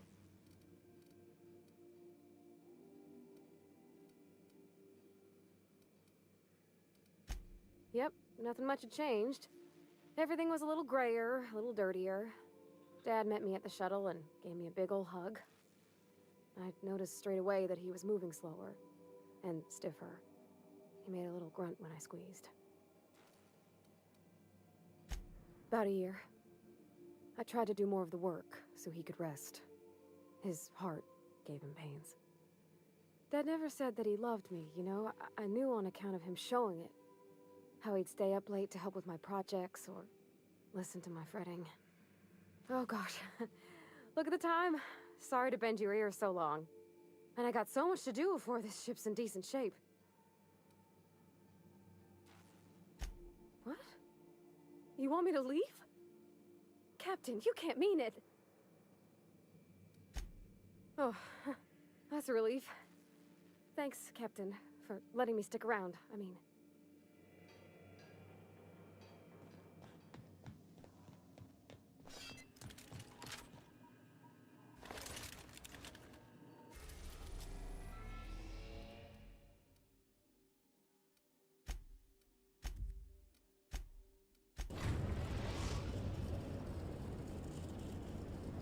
We've arrived at the groundbreaker. Welcome back, Captain. How can I be of assistance? The unit is a cleaning SAM. Hawthorne brought it on board some cycles ago, I'm sure with the intent to modify it, but I've never seen it up and running.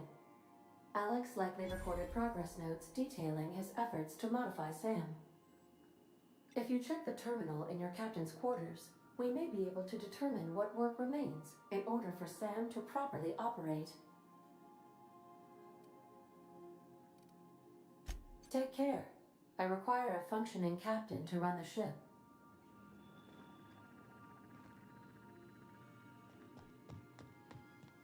You got a minute? Hey, Captain. I heard that Groundbreaker's got a real good engineer. A lady named Junlei Tennyson? I was thinking that maybe I ought to meet her. If you got time to swing us by, I mean. I don't got much experience fixing actual spaceships. I bet you a can of Borston beans she could teach me all manner of stuff. Thanks, Captain. I'll be sure to make it worth your time. Did you want to talk about something else?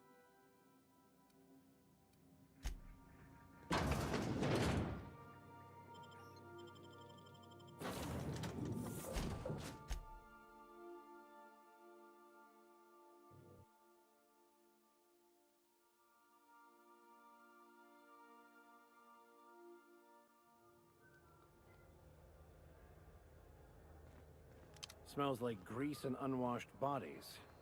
Just as I remembered. That's not the point. This halfwit just knocked out one of my workers.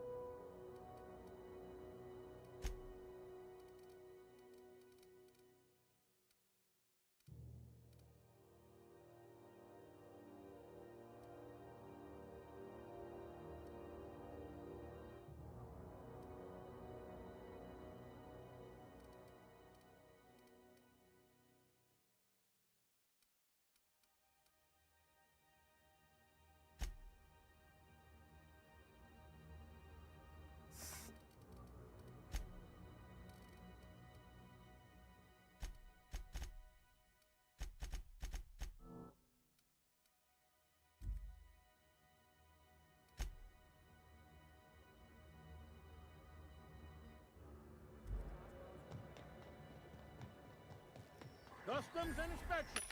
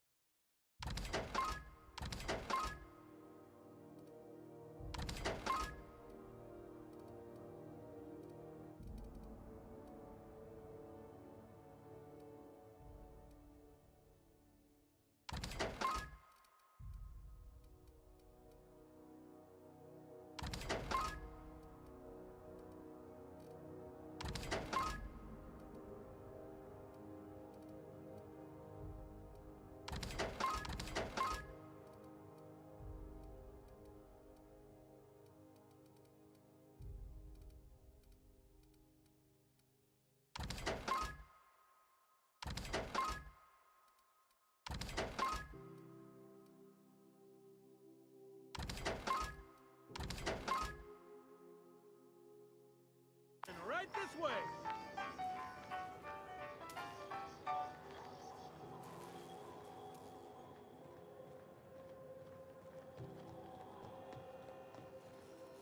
Identification, please. Captain Hawthorne, you said. Let me apologize in advance. I'm about to ruin your day. According to your ship's record, you've been flagged by the board. Your ship will be impounded until such a time as they see fit to lift it. But we've hardly been out of Edgewater long enough to get in trouble. Well, isn't this wonderful? The captain's done something to get on the board's bad side. Now, hold on. This isn't the end of the world. Probably. You'll want to take it up with Udom Bedford, our board representative here on Groundbreaker. His office is located along the starboard wall of the promenade. Shines like a Byzantium commode. You can't miss it. Just the opposite. The board knows we don't take kindly to their interfering in our operations here. Surely this must be some sort of mix-up. They must have a real big bee in their bonnets, then. Everyone knows you don't trifle with Groundbreaker if you want to get your goods on time. If I had to take a guess as to why, you probably riled up the wrong petty board bureaucrat. A man named Udom Bedford. You take the starch out of him, well, you won't hear any complaints from me. Oh, and if you're headed that way, would you mind doing me a favor? Wanda Dorset over in sickbay, tell her the shipment's not in yet. It's not coming in anytime soon, and if she'd be so obliged to get off my ass about it. Much appreciated. Is there anything else I can help you with? The fence. You'll find her in the rest and go, on your left when you enter the promenade. Make sure you bring an empty belly.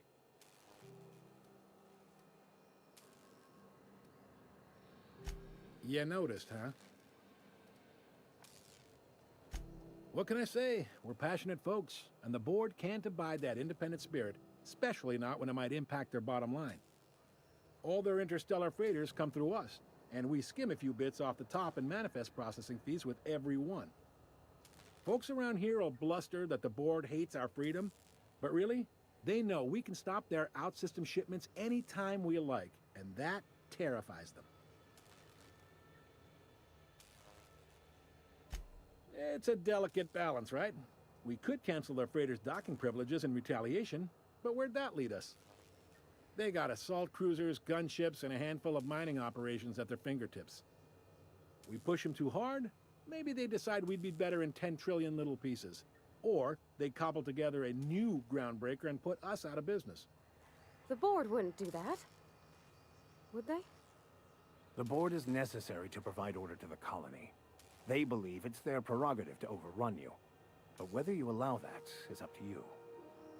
It's a tough line to walk, no doubt about that. But we make do all right. So far, anyway.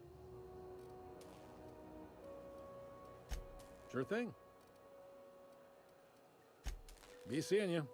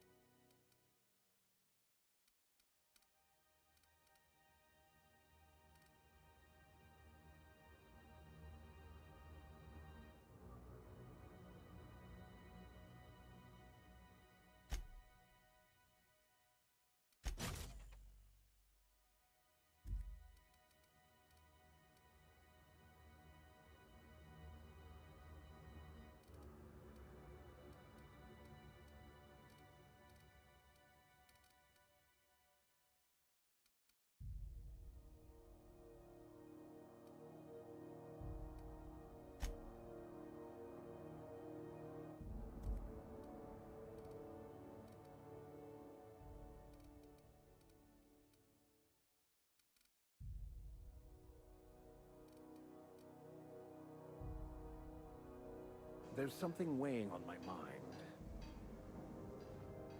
Captain, if I could trouble you for a moment of your time, while we're on the Groundbreaker, I may have an idea for how we could find a translator. I've been thinking on that. There's a former infamous philosopher scholar who fled Terra 2 some years ago. He's an expert on Bakonu. He's also who told me of the journal's presence in Emerald Vale. If anyone in this colony could translate that book, it would be him. That's a good question. Fortunately, we're in the perfect place to start. This is where I'd go if I wanted to get off Terra 2. Great place to pick up a ride to Hephaestus, Scylla, even Monarch. All I need is access to a data cartridge from the security terminal. Their easily hackable system keeps a registry of all crew manifests for both arrivals and departures. I'll comb the last 6 months of departure manifests to track the Philosophist's off-world destination. Thank you, Captain.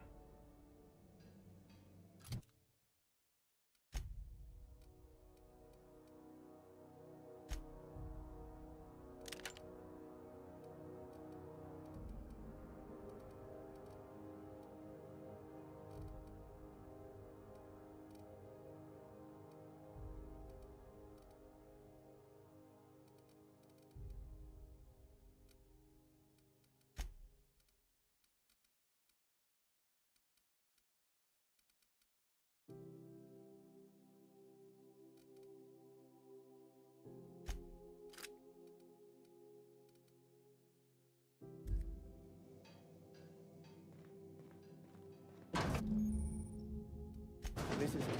Security. I can check the departures registry to find out which crew the scholar shipped in and out with.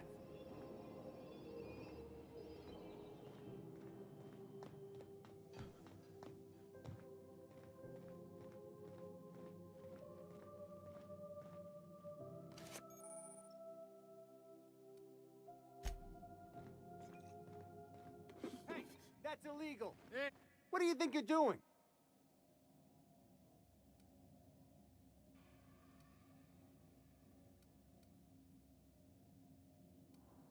Oh, my mistake.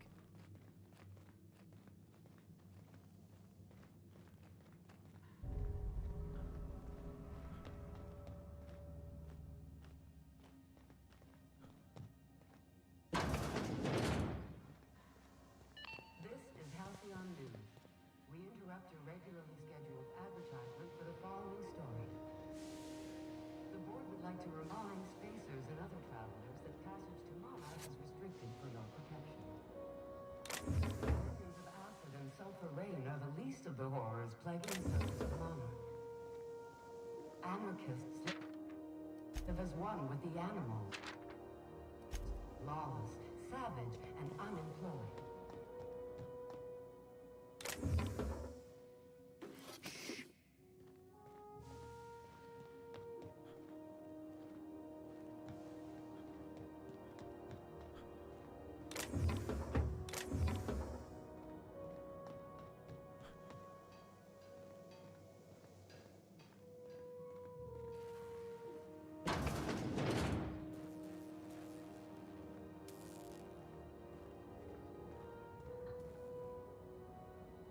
Hi there. Haven't seen you around before. What can Groundbreaker Security do for you today?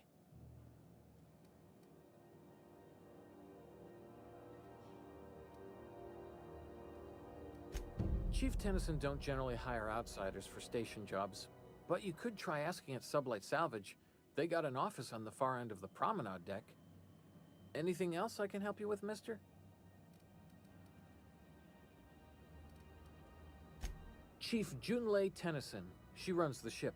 Does a real great job of it, too. Her family's worked on it for, gosh, since it was built, I think. Back before the crossing. What's she like? Is she a good boss? Good as she can be, I guess. What with all the troubles Groundbreaker's facing. She could stand to lighten up, I suppose. But she tries her best to do right by folks, and that's what matters.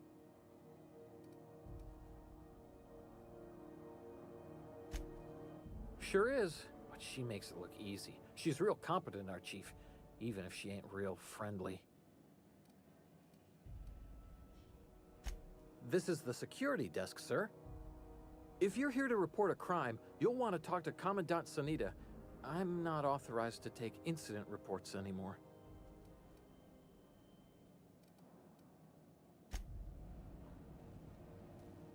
Unless you're here to file an incident report or to inquire about the bounty posting, I must kindly ask you to clear out. The Mardet's offices aren't for leisure time nor loitering.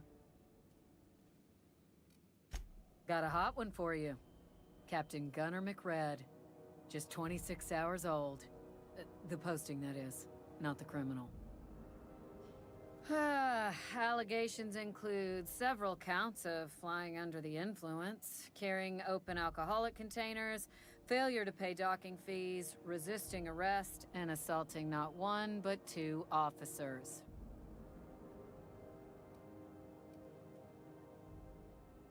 Swerving in the air was more like it. Then he crashed hard into the dock and tumbled out of his ship and fled on foot. Spilled Rizzo's Violet Spectrum vodka all over Officer Hartley. An affront of its own, considering none of us are approved for anything higher than green spectrum. Last tip we got pointed toward the back bays. You want the reward? Do the legwork. You and about 6 other enterprising mavericks. It's only a matter of time before someone brings me McRed's head, or his lucky lighter, as proof of kill. I do hope you're the lucky hunter, though. Good luck and skip speed to you.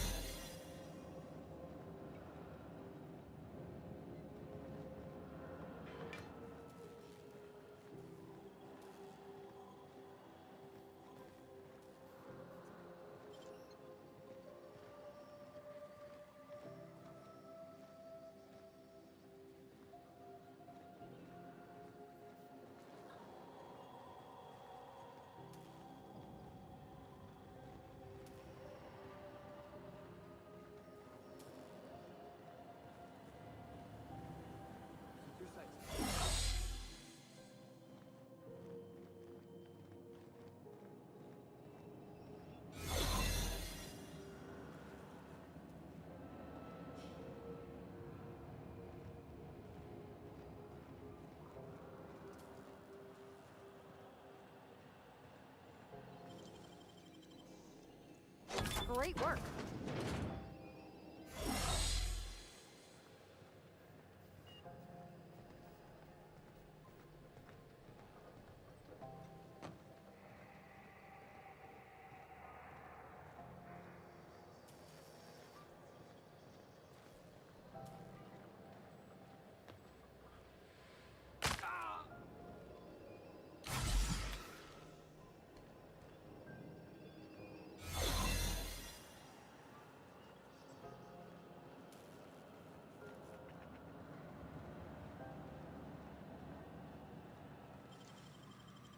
Nicely done. There it is. Just yank the drive and...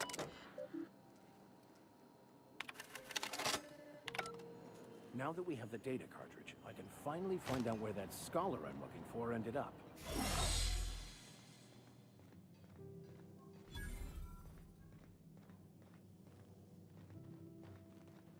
Got it. His name is Reginald Cheney, and he joined a sublight salvage crew. Only he's not listed on the return manifest. Must have made landfall somewhere he wasn't supposed to. Ah, yes. Here. There's a domicile on Monarch in Fallbrook, rented to the same bit card he used to buy his seat on the salvage ship. I should have guessed. What better place to lay low if you wish to avoid the authorities? Oh, it's nothing. I suppose I really didn't have much faith in actually finding him. Was a bit of a long shot, wasn't it?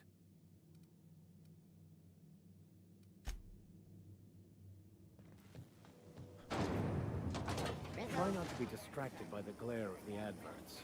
Lots of unsavory types about.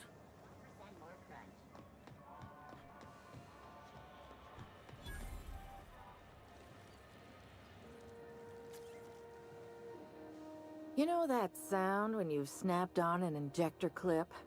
Ah, that's how you know your weapon loves you back. I got a full line of weapon modifications I'd be happy to show you.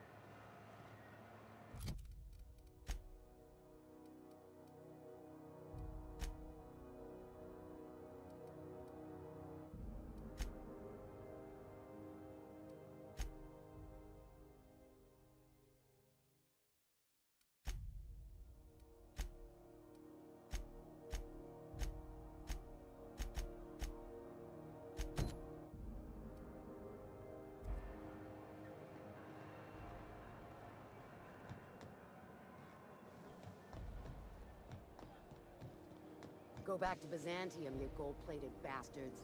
Have you seen this man? no one wants you on Report offered Groundbreaker. for information leading to the capture of noted terrorist Phineas Wells. Report any sightings to your local board embassy. Have you seen this man? Reward offered for information leading to the capture of noted terrorist Phineas Wells. Report any sightings to your local board embassy.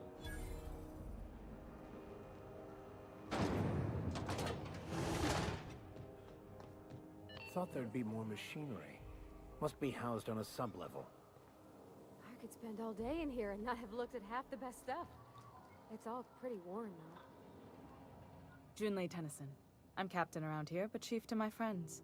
Hope you don't mind the formal introduction. Groundbreaker doesn't see many visitors.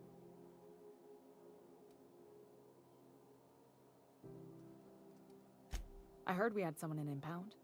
Wish I could help. I gave the bureaucrats a motive authority over freight traffic, and it rankles them good when I challenge it. Just so we understand each other, I'm the final word on the ship. The Mardits, the crew, the engineers, their family. I hope there won't be any problems while you're visiting.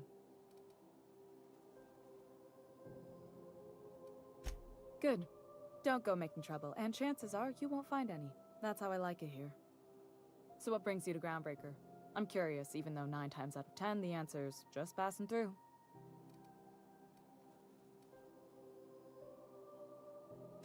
Interesting. The powers that be paint an ugly picture of Monarch. Critters and such. Maybe someone in the promenade can get you the right weapon for the job. We see a lot of the same faces coming and going. Most of them board spies and corporate sprats. Makes it hard to trust outsiders. You seem different, so welcome aboard. What? I didn't think you just... Parvati, is it? That's a lovely name. What can I do for you? I was just thinking, I haven't got much experience working with actual, real spaceships, Miss Junlei. Chief Junlei. Junlei is fine.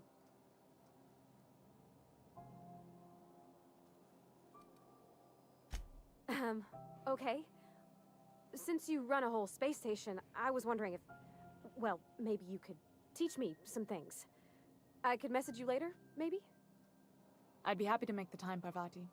You can ask me anything.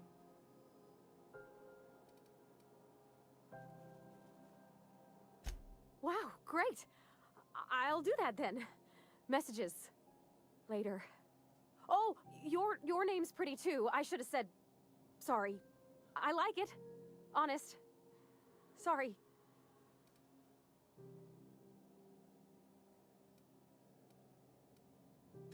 Couldn't have done it without your moral support, Captain. Now, if there's nothing else, there are other parts of the ship begging for my attention.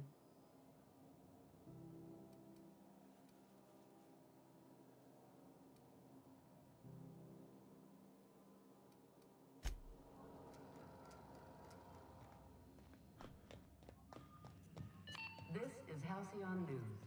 We interrupt your...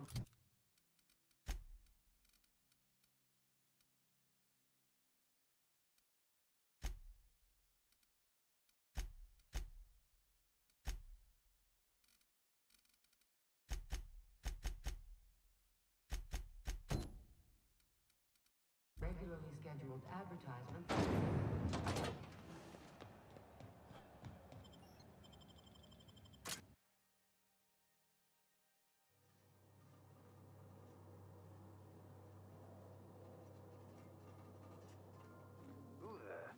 Hey, McRed, were you expecting any company? A neighbor from above approaches our realm. Back away now, or you'll parley with the king.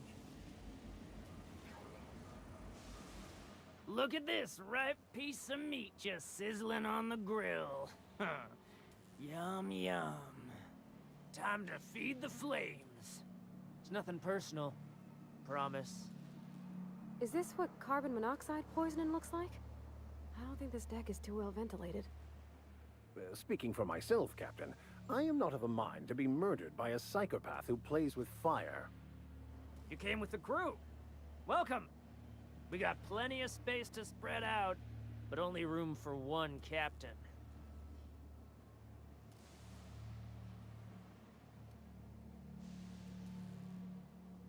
I know this ain't a toy, neighbor from above. It's a catalyst, just like me. Keep talking. I like the sound of your voice.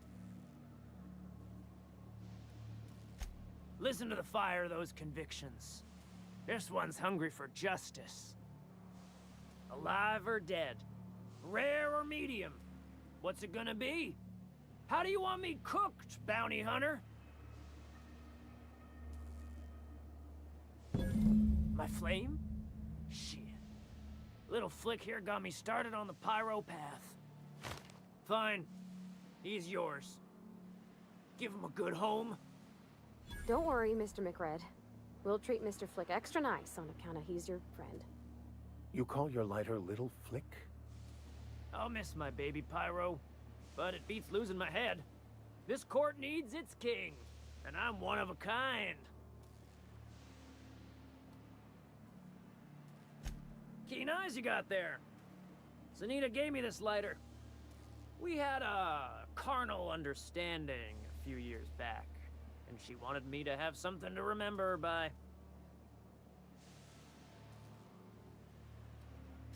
The second floor is my place. Off limits to the likes of you. Whatever business brings you down to my domain, keep it local.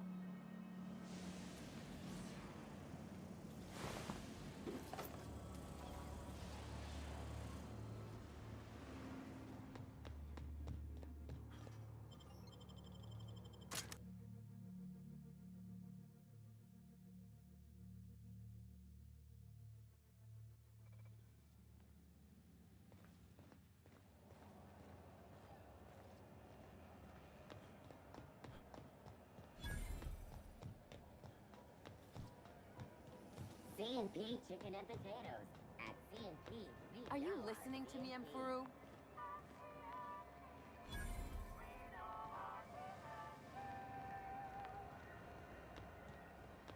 You can't keep me out of there. Please don't make a scene, Dr. Fenhill. I am not making a scene.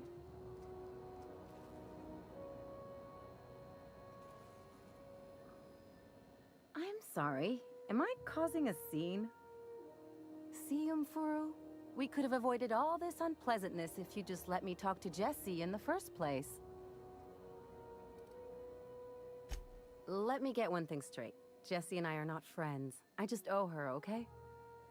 As for the rest, I'm trying to figure that out. All I know is that she's been here too long, and she's apparently not receiving visitors. Be my guest. If you know something I don't about dealing with hospital bureaucracy, I'll be impressed. What seems to be the problem? If only my other patients had so many inquiring after them. I'll tell you what I've told the others. The records say Miss Doyle checked herself in and requested I admit no visitors. The requests of our patients are paramount, so no, you may not see her. She's not my patient. I'm certain no one on my staff would falsify patient records, if that's what you're implying. Take care.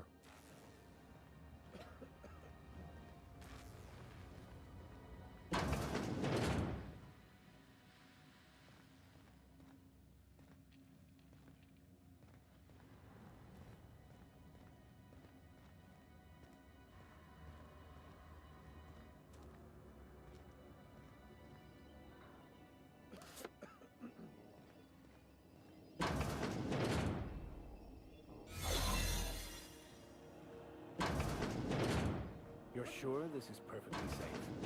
I'd rather not die early of an infectious disease myself.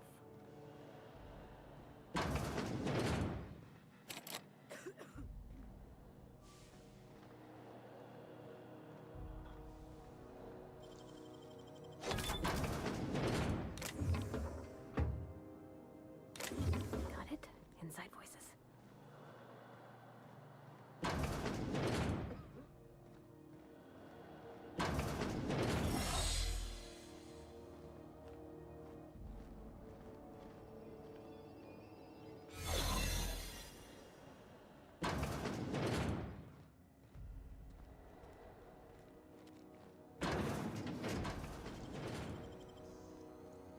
You're an artist, Captain.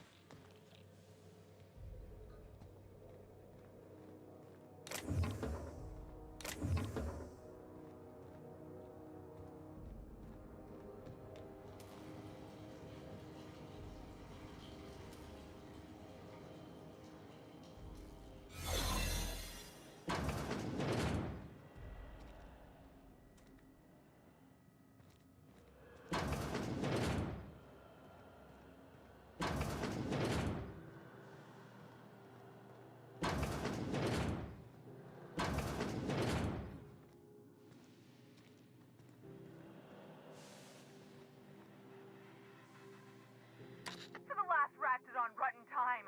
Leave me in peace.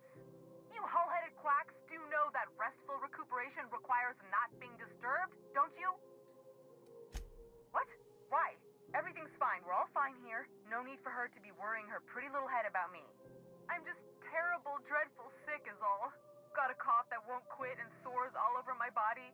Highly, lethally contagious. But I'll be fine, so long as I'm left alone. Should've known she'd send a bruiser after me. Damned if I don't rue the day I saved her scrawny little hide. Inadvertently, I befriended a bloodhound in the process. Alright, okay. We can discuss this like the level-headed folk that we are. Seems I've got to do something before Ellie goes jabbering my business to anyone with one ear and an intent to listen. The truth is, I'm not sick. But if you repeat what I'm about to tell you to anyone, I will deny it with my dying breath. You, ain't with the board, are you? See, I owe them a lot. I might have missed a payment or two, and the other night I swear someone was following me back to my room. So I hold up here to lay low.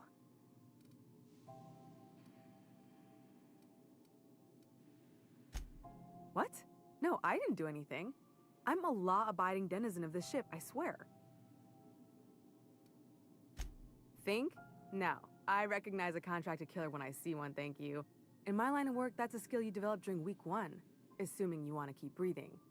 All right, I'll fess this part up too, if it means you'll help me. I'm a thief.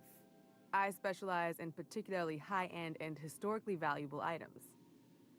3 weeks back, I caught rumor that the blood-tier diamond, last worn by an heiress on the Lost Hope, had surfaced for the first time in 70 years. If I had, you think I'd be hiding out in the med bay? I was gonna steal it, lined up Udom as my buyer. He paid half up front to finance the operation. Let's just say things went sideways about the time I got my hands on the diamond, and it crumbled to stardust in my palm.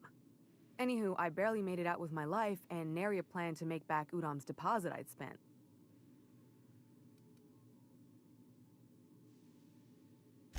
Udom Bedford's the board guy on the station. He'd know how I stand with them. If you can square things for me, I'd owe you one even bigger than Ellie owes me. Thanks for helping me with the board. You're a real pal. Or I guess I should say, Ellie is one, huh?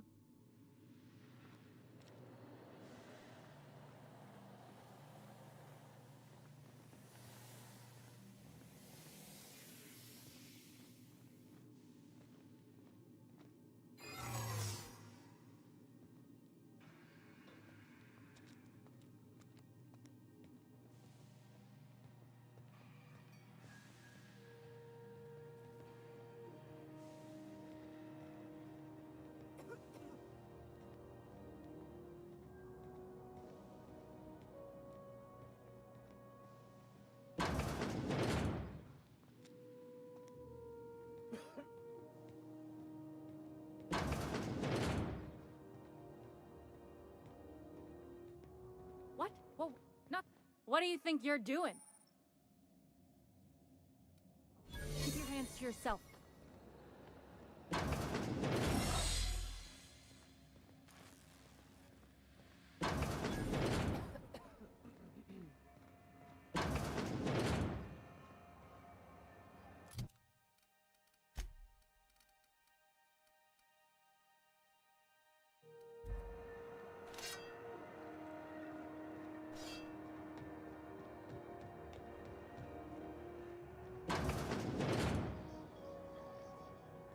If it's between the unreliable and the rest and go, I believe I'll sleep on the ship. Advertisement for the following story.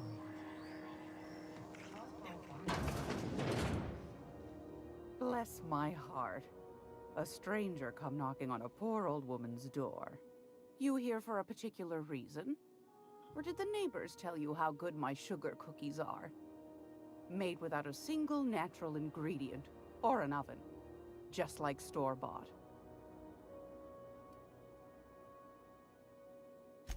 Those have been the height of illegality since Stellar Bay turned their noses up at the board.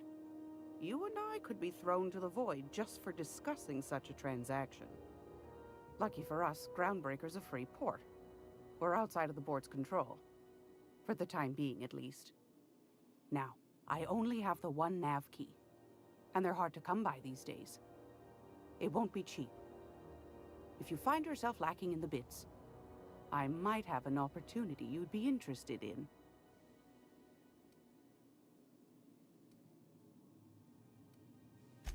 Well, I find I'm in need of a ship captain with a little moral flexibility. Might be this could help out the Groundbreaker, as well as earn some bits. But if you've got qualms, do you You know Edna, over in engineering. Sweet as a pea, that one. On occasion, she'll pass along transmissions I might find interesting. She sent me a recording of a distress signal she'd scraped from the Groundbreaker's comm array. Curious thing is, it came from an outpost called Roseway, and Auntie Cleo abandoned that place years ago. You've got an ear for intrigue and a nose for bits. I like that. Here's a copy of the SOS recording, complete with the coordinates. If you should find a secret worth selling, might be I could find a buyer. Corporate bigwigs will pay top bit for inside information on their competitors. The more we got the corps fighting each other, the less time they got to meddle in our affairs. Don't forget to come find old Gladys when you're done. Anytime, sweetheart. You know where to find me. Here, take a candy with you.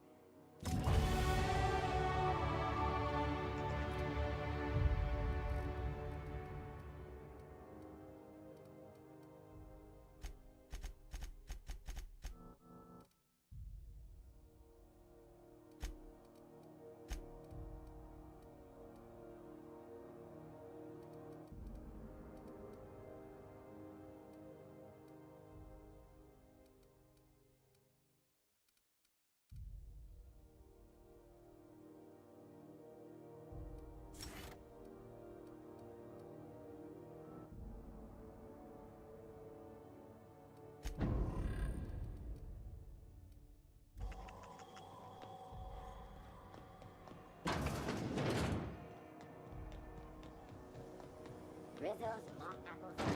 A hard cider for a hard life. How goes the hunt? I've been ruminating on it, and I decided, if you ain't killed McRed yet, I want you to hurt him a little before you do. Nothing excessive, mind you, but the scoundrel deserves a light beating at least before he kicks off.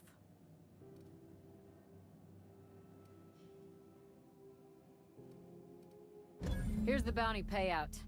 Nice work down there. With any luck, we can hire more sharp-eyed bounty hunters like you in the future.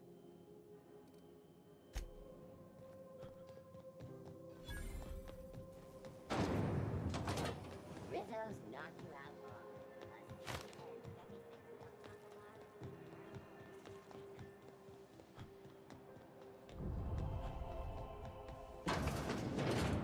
I'm just gonna hang in the back and try not to touch anything. Ah, yes. Wheeler messaged me you were coming. He must be the captain of the Unreliable, a vessel that used to be helmed by one Alex Hawthorne. And you are not he. Has something happened to my favorite scruffy freelancer? Oh no, this is terrible. My dear friend, what devilry is this? In whose miserable fever dream am I trapped?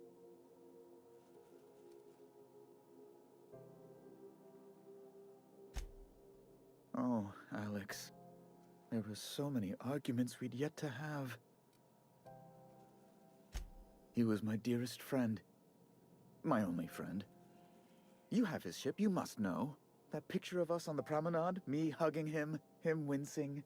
I keep a copy beside my bed. Did he? Ah, that's just like him. Such a sentimental man. Tell me, how did he die?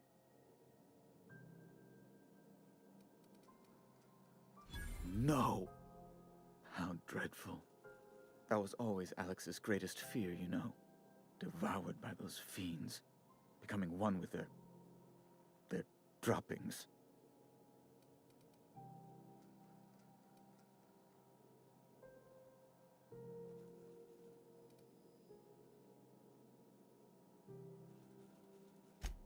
Right. You're going important places, I'm sure. Big, exciting, important places. There, I've removed the flag from your ship. I'm terribly sorry for the inconvenience. However, before you go, Alex promised to tell me the location of Phineas Wells. I'm sure you've seen his wanted posters all over the colony. Did Alex tell you where Wells might be? Anything at all?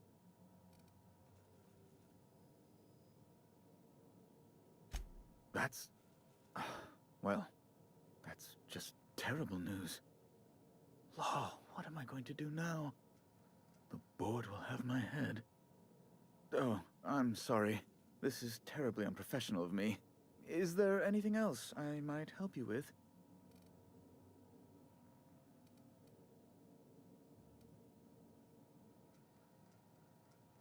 Miss Doyle owes the board a significant sum. Alas, the only collateral she has is her organs. Compulsory donation is quite legal in such cases.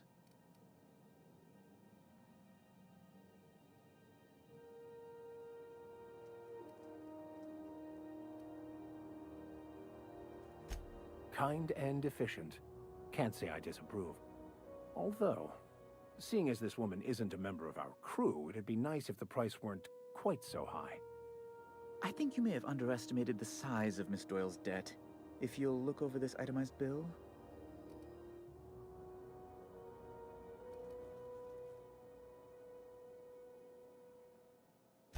I'm glad we could come to an accommodation. You may inform Miss Doyle that our collections agent will be recalled. Now, is there anything else you need, or can I return to my work?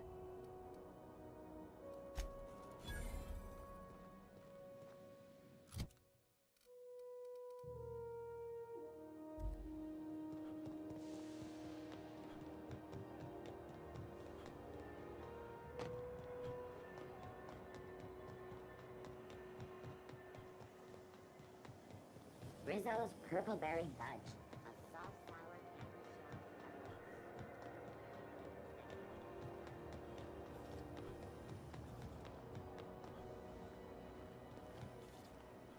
C&P, I can't believe it's not forced.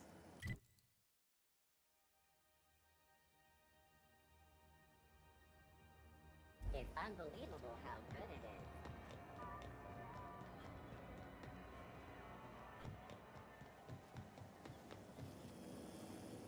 Rizzo's Purpleberry Punch. You want a punch? You got your punch right here. This is House... Rizzo's Lemon Slap.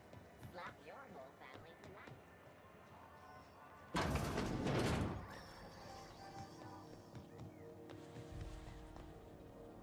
Keep him quiet, Cap.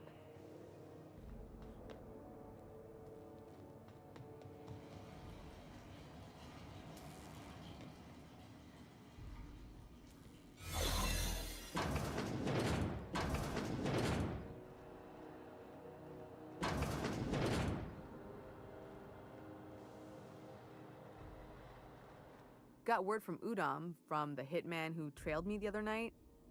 Seems I'm in the clear, thanks to you squaring my debt. You sure saved my skin, stranger. All debts between me and Ellie are cleared.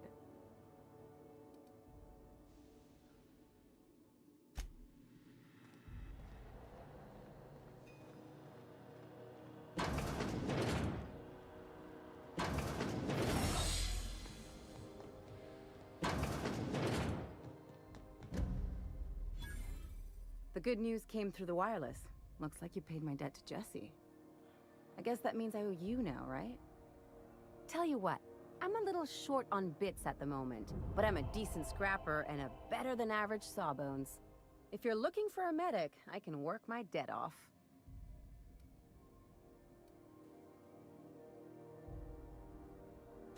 If I'm being honest, and I prefer not to, I was about ready to pick up another contract anyway, and you settled this in a pretty tidy fashion, which tells me you're competent.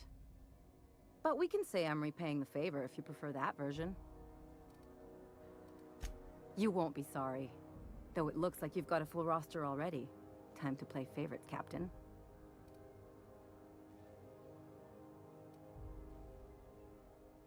Dr. Fenhill, glad you opted to join us. It'll be good to have a Sawbones on the crew.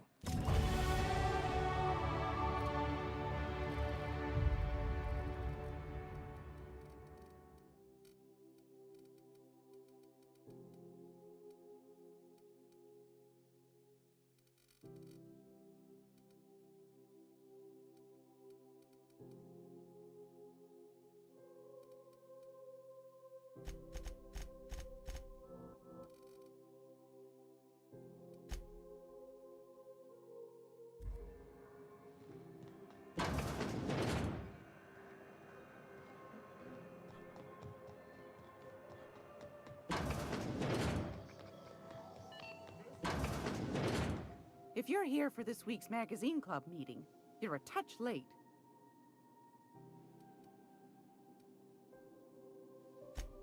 Yes,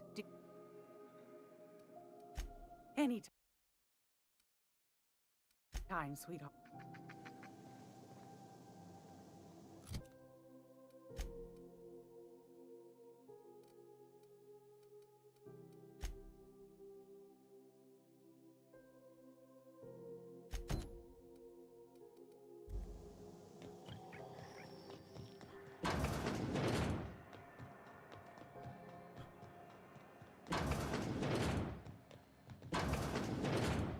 Well, well, Dr. Fenhill. It's not often I see you on this side of sickbay. I make it a point not to get shot, and when I do, I can usually take care of the mess myself. It'd be nice to have you in here patching people up, not just blowing them apart. I respect what you're doing here, but you know I'm not ready to settle down. It's not you, it's me. Have it your way, then. You always do. Now, about your friend here. Can't say I've seen you before. I take it you're a freighter captain? If you're here to better yourself, you'll have to wait. We're having a spot of trouble with our delivery service. He must be referring to Irion. I'm sure the fool's gotten himself into another scrape. I'm beginning to wonder if I'm ever gonna get my service mechanicals at this rate. I'd be grateful if you'd spare the time. We need his delivery soon as yesterday. Last he told me, he was taking a shortcut by Scylla, an asteroid in the Charybdis cluster. That's where I'd start, were I the adventuring type. You look out, though. The place is probably crawling with outlaws.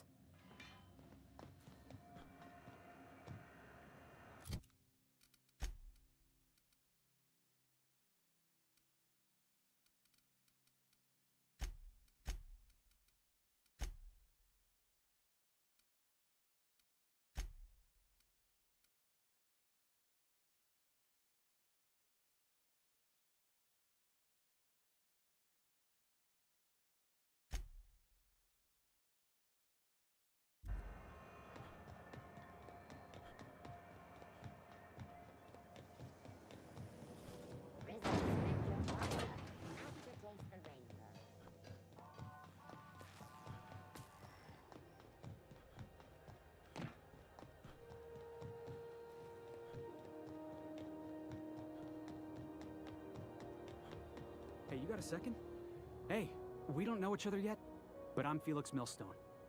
I was in the middle of a little discussion with the local authorities when you passed me by. I noticed your ship in port. Got to thinking you might be looking for some crew, so I wandered by, just to take a closer look. Gotta hand it to you, boss. That's a fine-looking ship. Only thing it's missing is me. Yes, I absolutely am. Just give me a shot. That's all I'm asking. I could be the best damn crew you ever hired.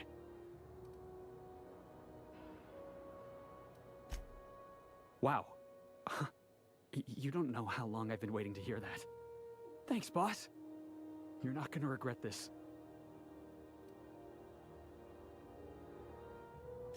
I'll just gather my personals and meet you on board. This is gonna be great. You got a crew now, Felix.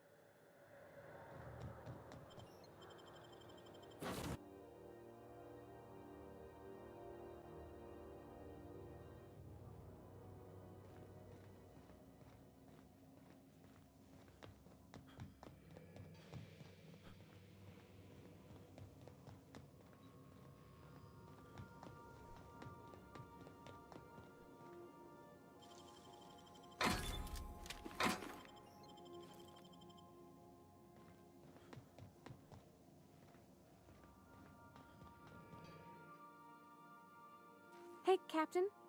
Can I get your temperature on something real quick? So, Junlei and I have been talking some. Through messages. I got him here on my datapad, and well, she sent me a poem. One she wrote her own self, I'm pretty sure. I don't know if I should read into it. Because poems are all symbolic and such, right? It's not so good. But real sweet.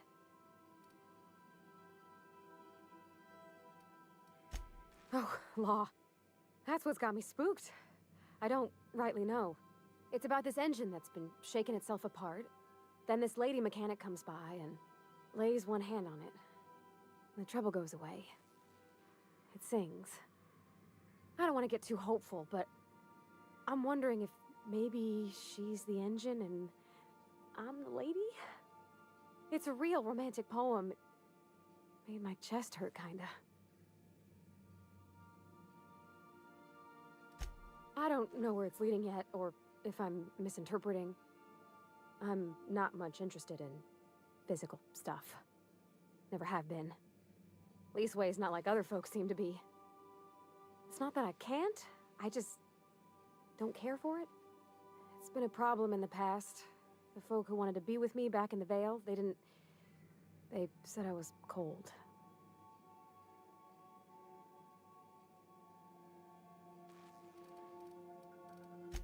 Thanks, Captain. That makes me feel a touch better. I actually had another message from Junlei. I just couldn't work up the courage to open it. But I'm gonna change that. Right now. Okay, here we go. Let's see here. Talking about old friends, got to thinking... Isabel? Who's Isabel? They were... close, Captain. Like, more than friends close. I don't know. Junlei talked about them like it was past, but how far in the past? 10 years? Last week?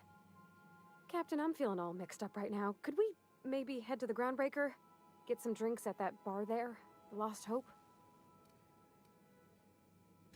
Come on, Captain. This is no time to be fooling on me. I'm full serious. Next time we're on the Groundbreaker, I aim to get a drink. If I got to, I'll do it on my lonesome. But I'd feel better if someone I trusted was there.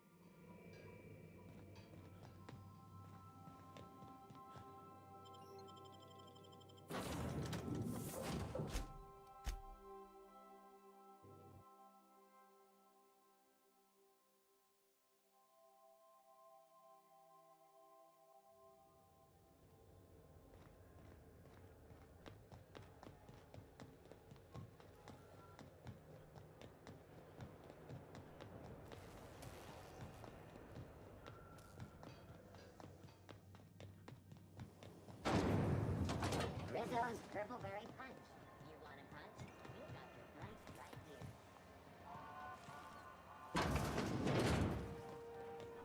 So, how's this work? Do we get a table? Stand in a corner?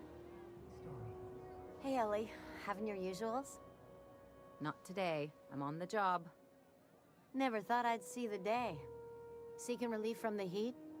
Till Junlei gets those radiators fixed, I've got the next best thing.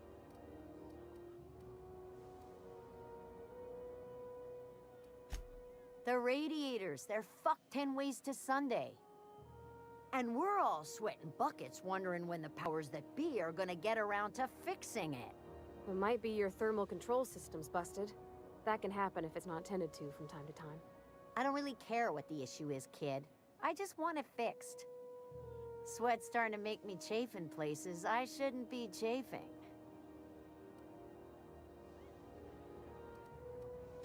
That's not for me to say. But if you're feeling the urge toward helpfulness, you can find Chief Junlei in engineering.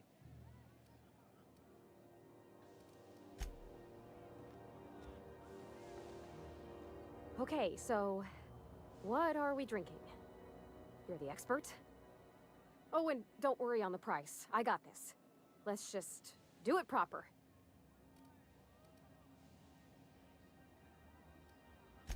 Well, that's fruit and such, right? Okay, mine it is. Bottoms up.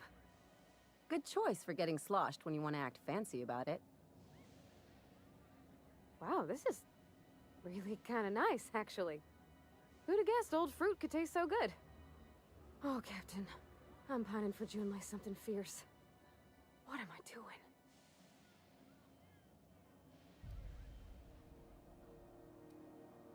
I mean, just with Junlei. I don't know what to do about us.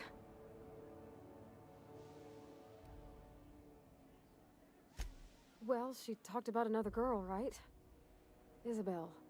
Mentioned her by name and everything, like she wanted me to know. Maybe I've been making a right fool of myself this whole time. Maybe she's not interested after all.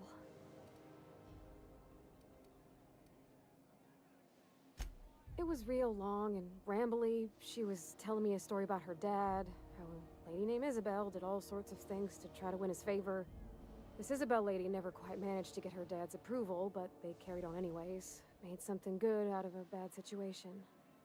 Then it all went down the tubes. Do you think Junlei still has feelings for her?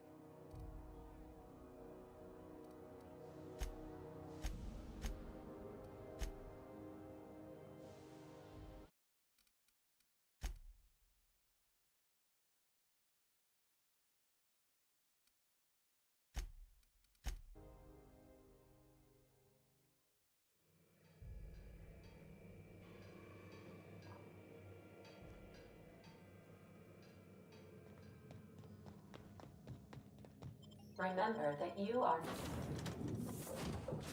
not.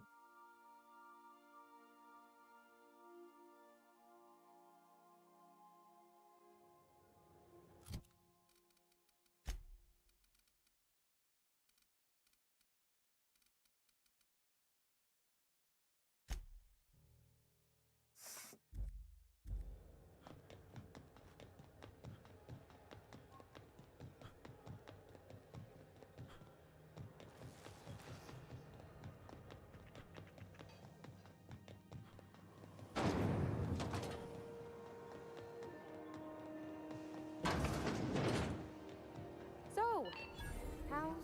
Hey, Ellie. See...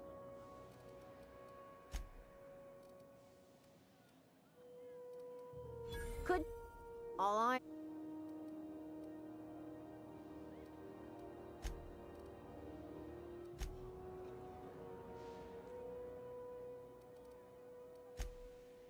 Good...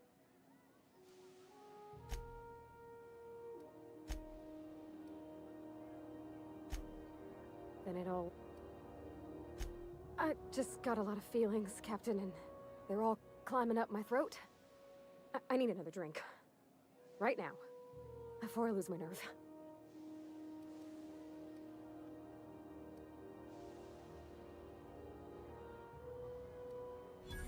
Come on, Captain!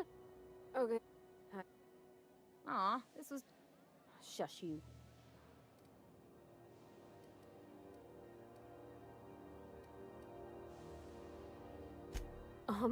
Everything?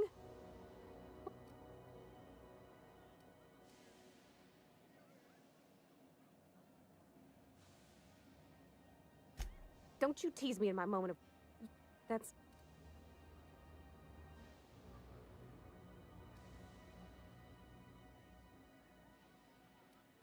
What if I can't make her happy?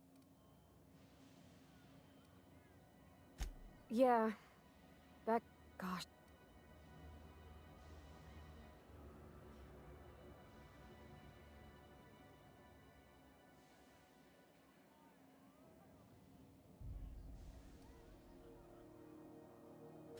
I suppose so. Well... Oh gosh, Okay. Thanks for hearing... This was fun. We should do it again after you send that message. Huh. All right. Come on.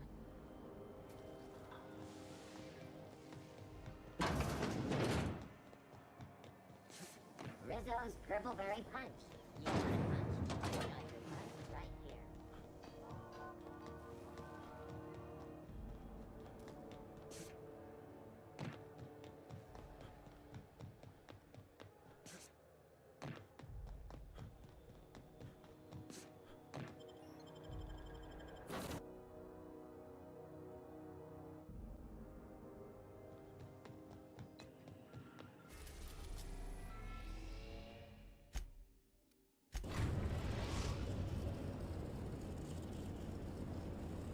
Destination reached. Scylla. Please avoid...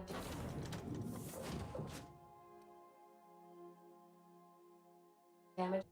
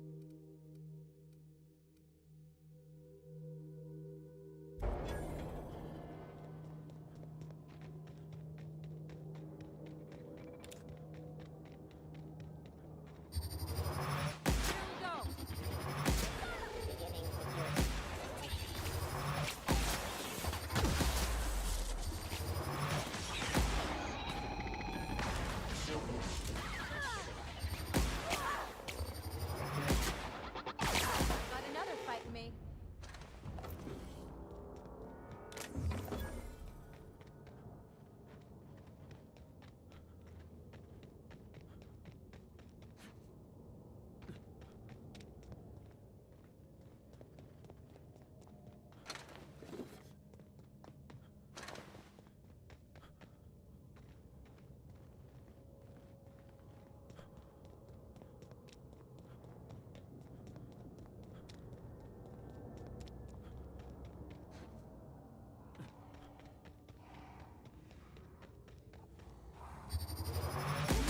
Regret it.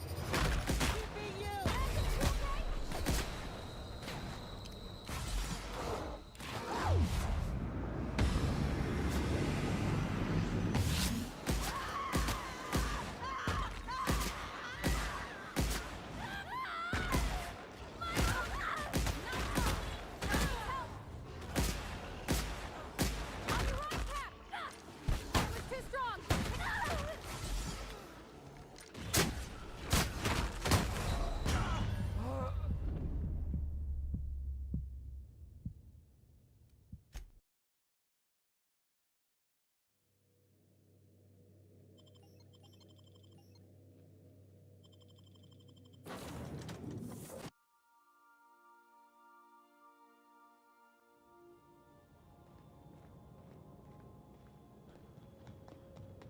Scylla.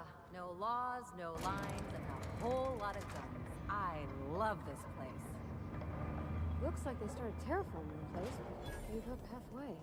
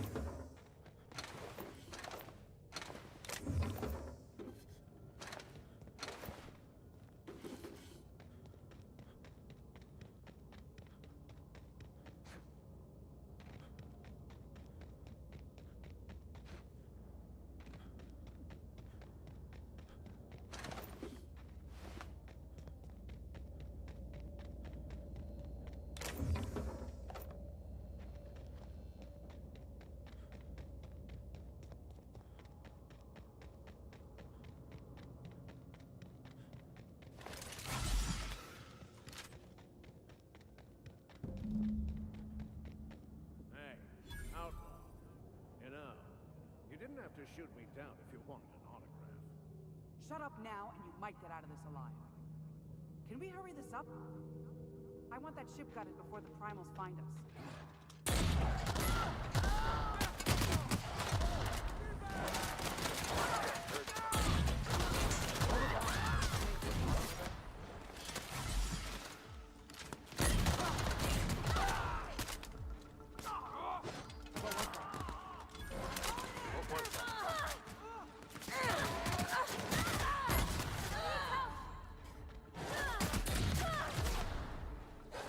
Everyone all right?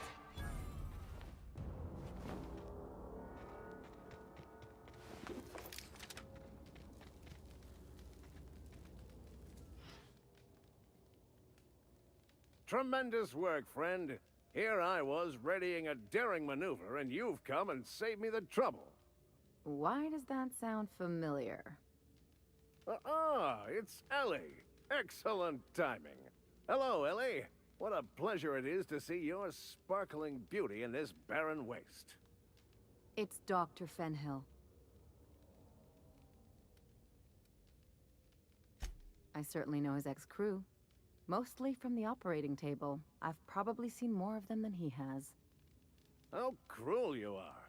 I distinctly remember a special party at the Lost Hope Bar on Groundbreaker where We did not. Oh, fine. But we almost... Keep going, and you're gonna see how good this automech is at picking up teeth. Symptoms detected. Elevated heart rate, dilated pupils, increased sweat production. Subject appears to be terrified. I'm not terrified, you bucket of bolts. That's victory sweat. The one and only.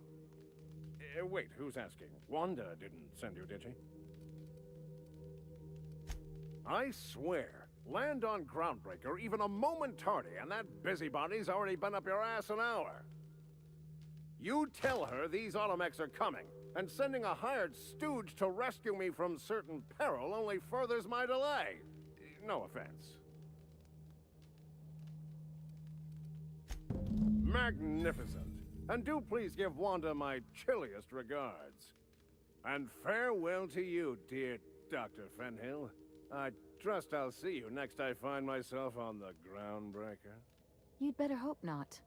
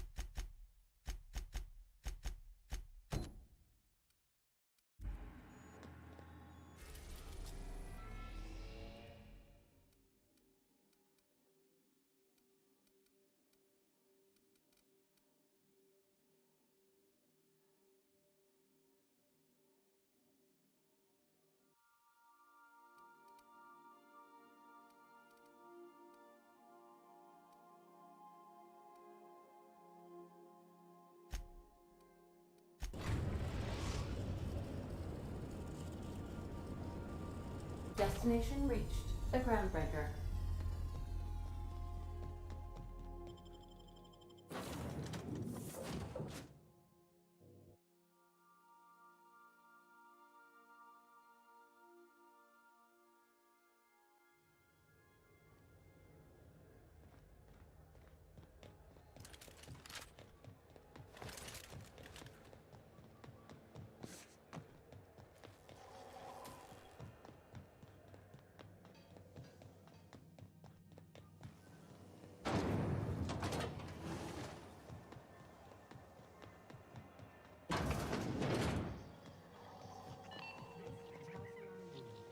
We interrupt your regularly scheduled advertising.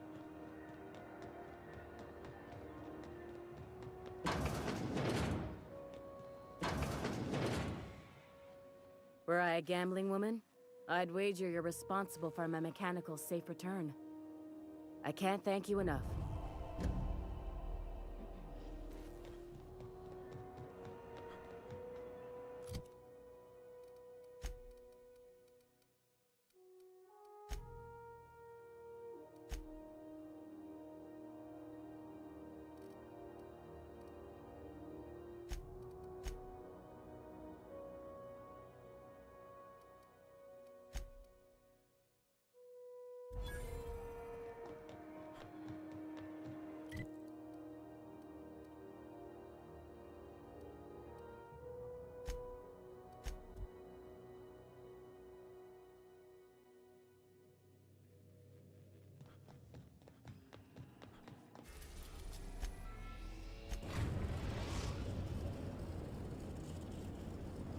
We are now in orbit above Edgewater.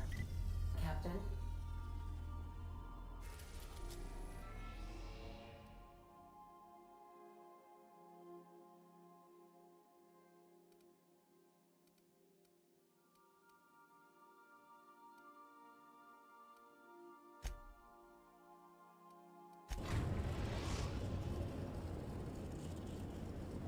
The Groundbreaker has approved our request for docking, Captain.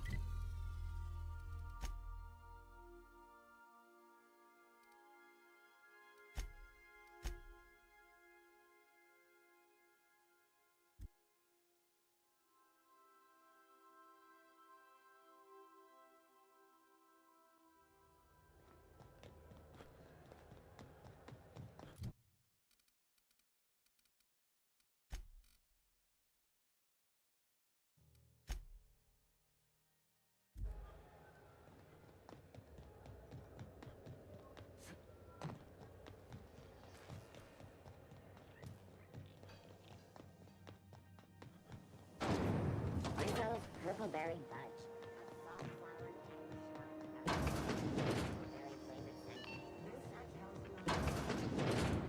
Gracious. I was just sitting down for tea. Yes, dearie? Take that darling ship of yours down to Roseway, where that distress signal I told you about came from, and ferret out some tasty corporate secrets for old Gladys. Shouldn't be too tough for a fella like you, I'd think. Anytime, sweetheart.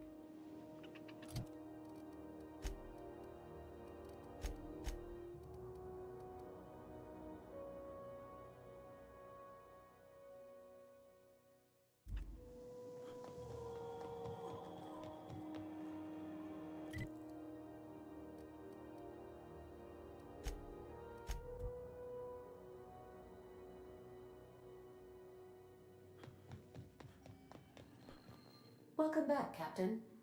How can I be of assistance? Yes, Captain. Beginning playback now. There's viscera and death everywhere. Gunfire, gnashing teeth. The unemployed. For law's sake, if anyone's receiving this, please send help. What? No! Captain, we are now capable of accessing the Roseway landing pad. Also, corporate protocol requires that all distress signals include a list of key personnel for retrieval. The embedded names are Anton Crane, Vaughn Cortez, and Orson Shaw.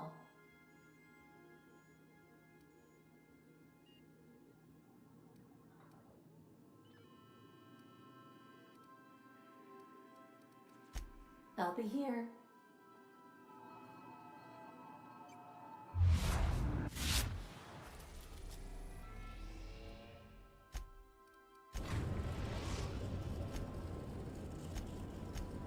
We are now in orbit. We're now in orbit above Roseway, Captain. Can we talk? I'll lock up behind you.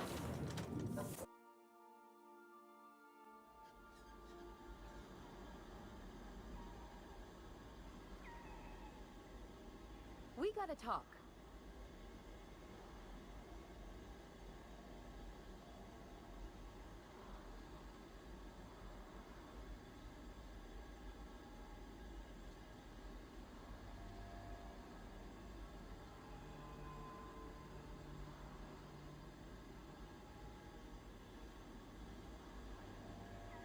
This Roseway business smells. Something tells me things didn't end well for the guy who made the distress call. And whoever or whatever got him will be waiting for us. What's there to know, Captain? Shady corporate town cut up in shady corporate shit. Tough luck for them, but maybe an opportunity for us. I'm counting on it. Anyway, we might as well take a look out there, see if we can get the jump on whoever's waiting for us. No security. Not that I'm complaining.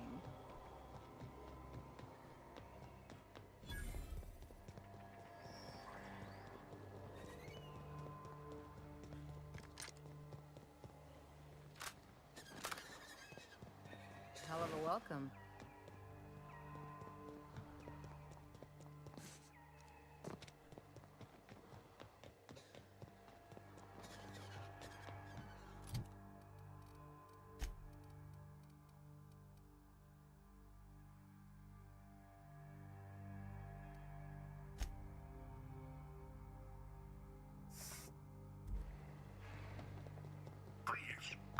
Clear the roadway. Obstruction of commerce is punishable by a fine. Looks like we missed the fun.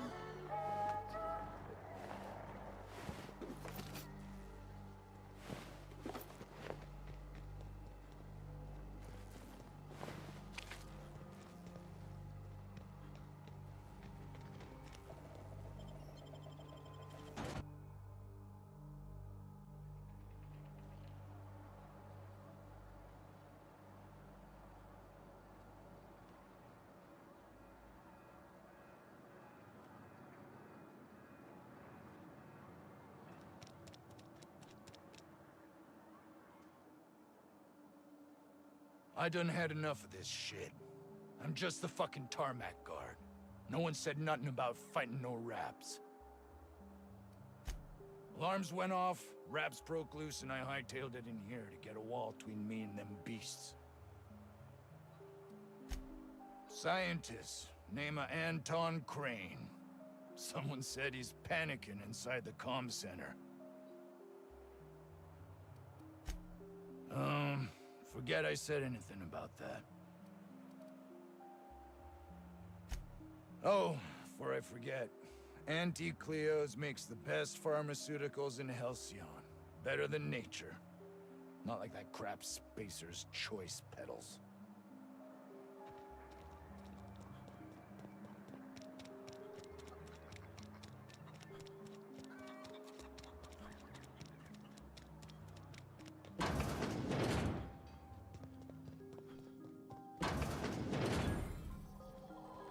You picked a hell of a day to visit. I'm Vaughn. Vaughn Cortez. Dr. Vaughn Cortez. But just Vaughn's fine, really. Over in the main labs. I rabbited back here when I realized I was hearing gunshots, not blown fuses.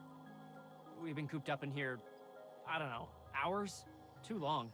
I have to get back to work.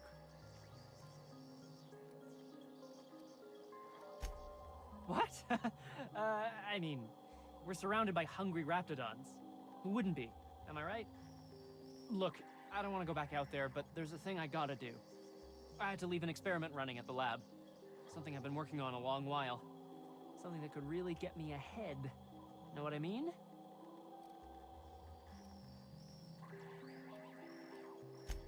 I've been extracting organic compounds from raptidons. Compounds that have, benefits.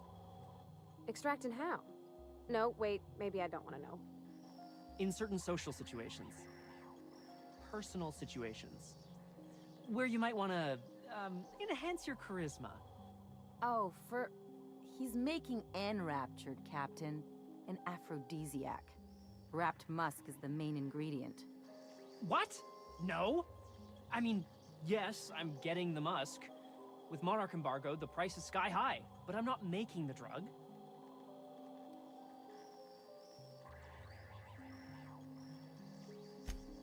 Sure, of course. Our lab's south of here, down the road. Not the old public lab, the one past that, built into the mountainside.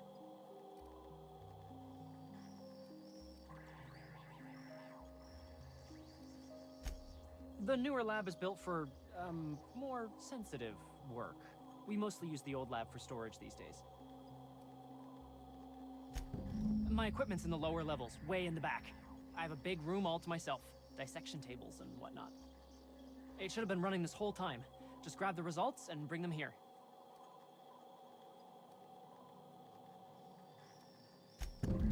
Great!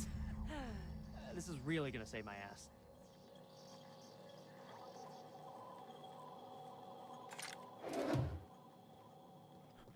How do you suppose that stuff's used? Do you drink it, or is it like perfume? I'm not interested, just curious. You're underestimating the importance of fate.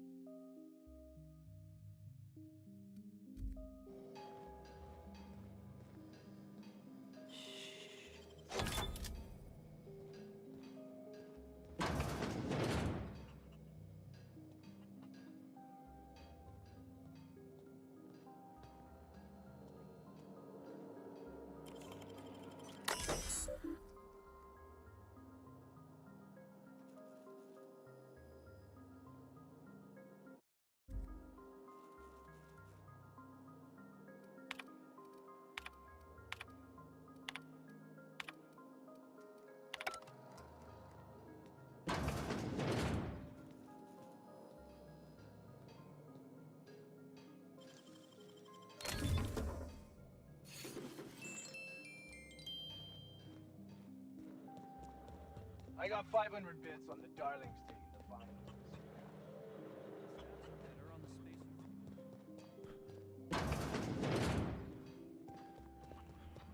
I've stayed in worse.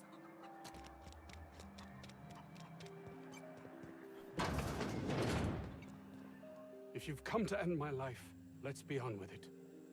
Oh, not actually one of them, are you? I must apologize if my call diverted you. I may have panicked.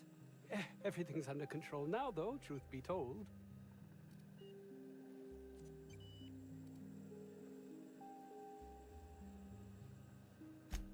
I'm not at liberty to discuss the nature of the work I'm doing here. Suffice it to say that its importance to me, to the colony, is immeasurable.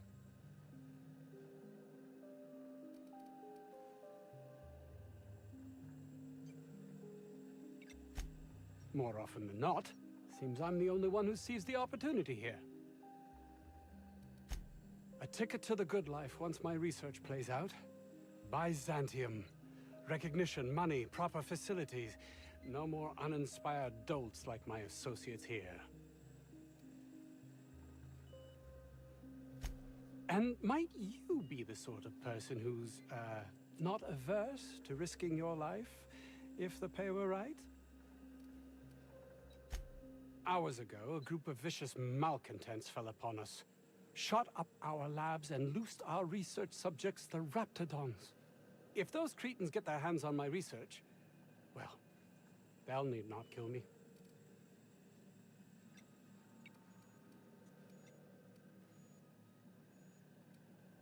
You have a point there. It most decidedly cannot make this situation any worse. All right. We were tasked with formulating a new and improved dental gel. One cannot exaggerate the benefits of good dental hygiene. May I continue? While doing research on enzymes specific to the Raptidon's digestive system, we developed an additive which we subsequently discovered to be the most effective appetite suppressant ever.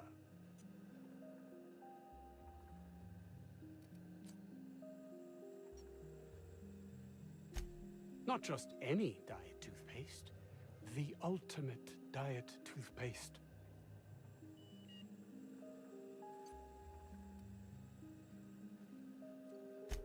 Yes, but don't kill their mother if it's avoidable. We've need of her to replenish our stocks. I think there's gas in the lab somewhere that can be used to put them out. The research is in the safe in my office. You'll have need of my code and keycard. The lab's entrance is in the side of a hill. You can't miss it if you just follow the road. You'll pass by the town's original... by the Grand Architect. Jameson. He's in the old lab. That would surely lighten the weight on my conscience, as I am held to account for the well-being of every scientist here. Too many have been lost. Too many black marks against my name, as it were. And far too much paperwork.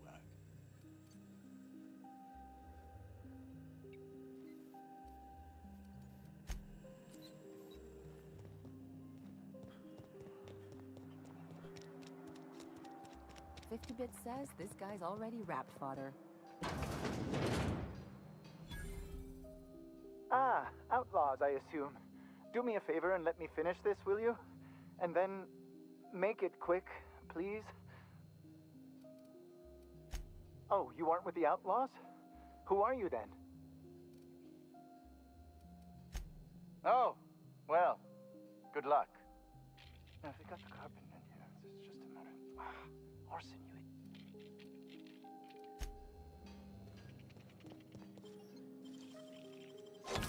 Ooh, what'd you find?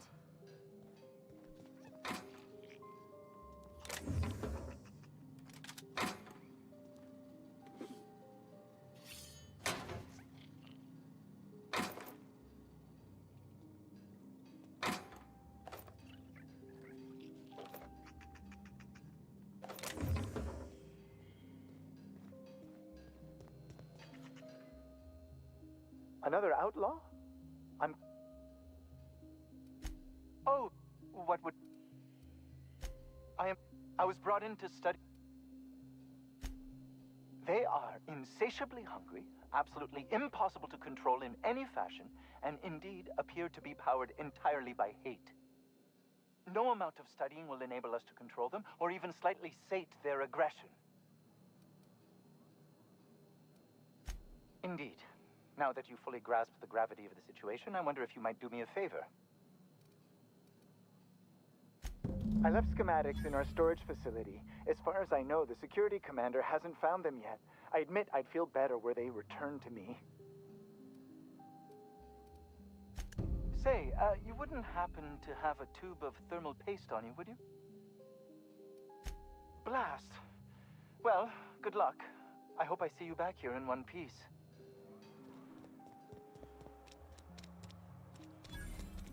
The ventilation shaft runs top of the hill.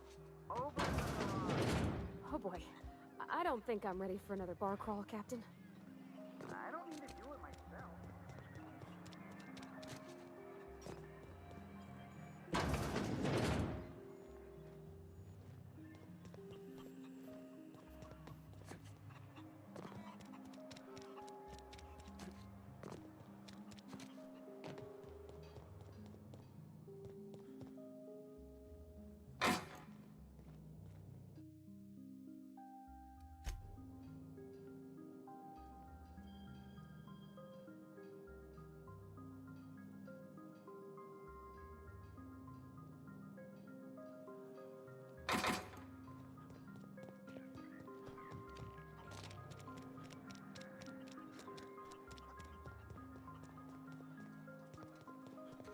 Told you, you're staying put.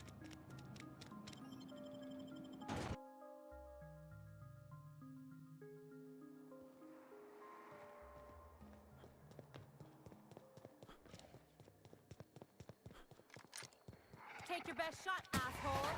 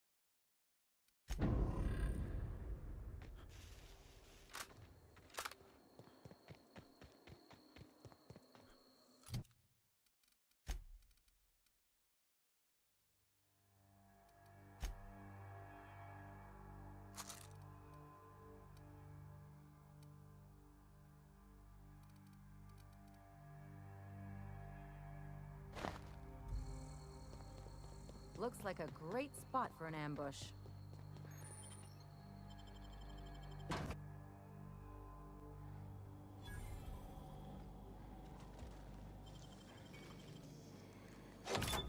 Nice going.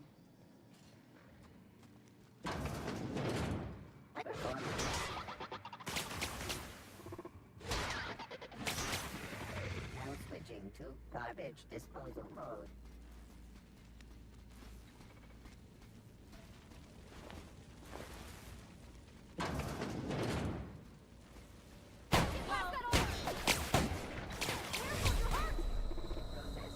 Take cover!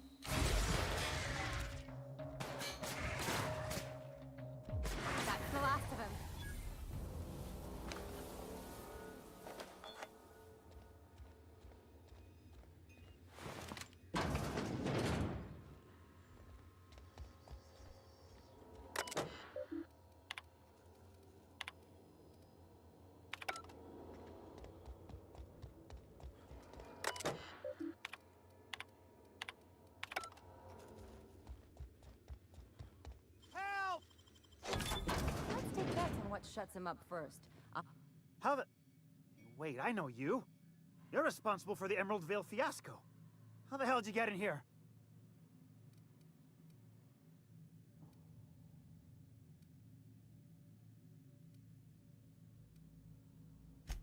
No, not... I don't care about the beasts.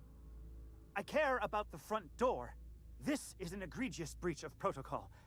How'd you get in?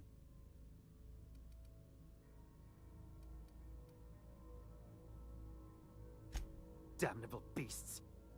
At least I'm not trapped here anymore. I'll see you back at town.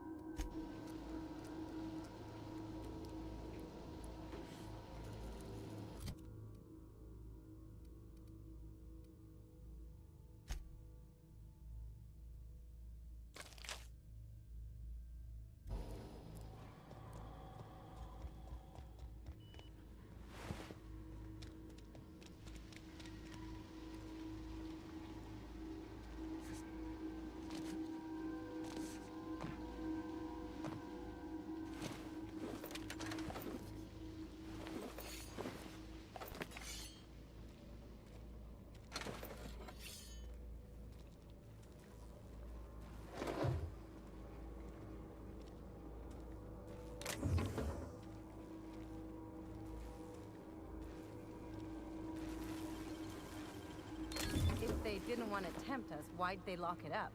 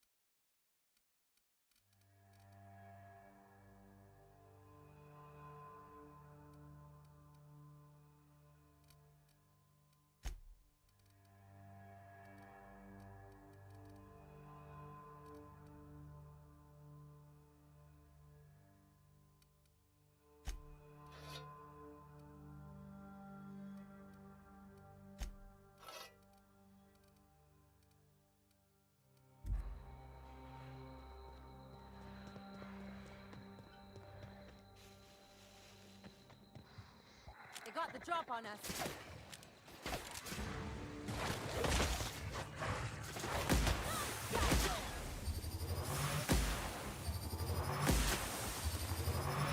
Everyone all right?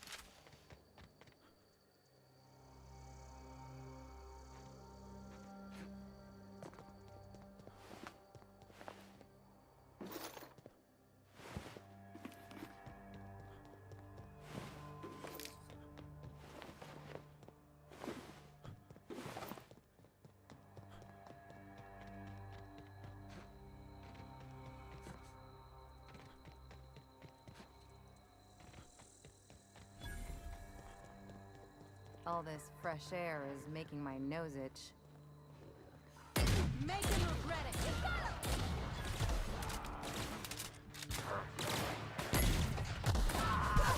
That's the last of them!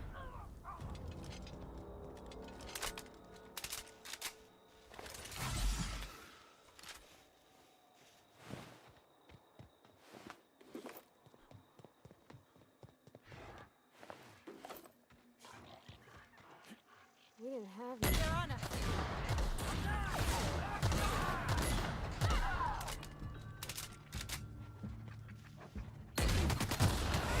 You're fading! Get up!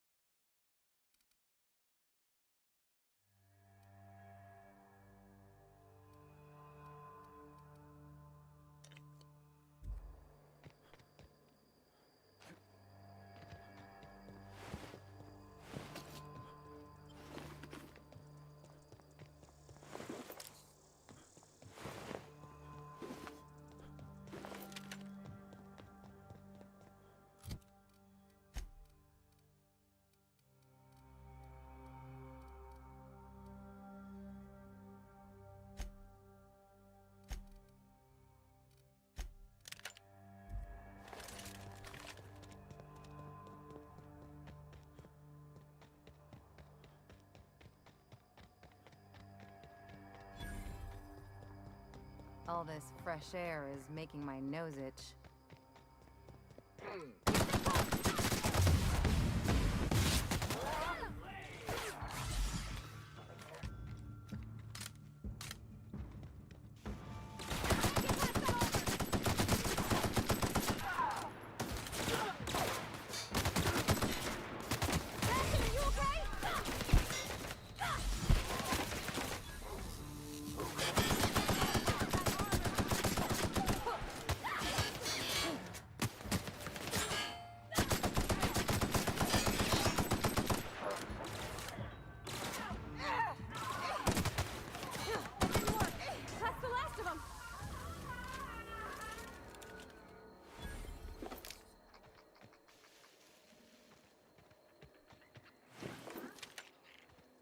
We didn't have many trees in Edgewater.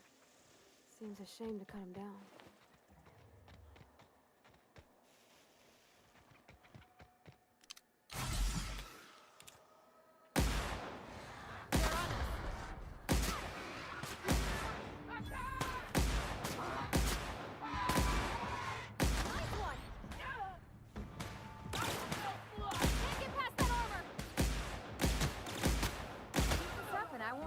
Battle scars.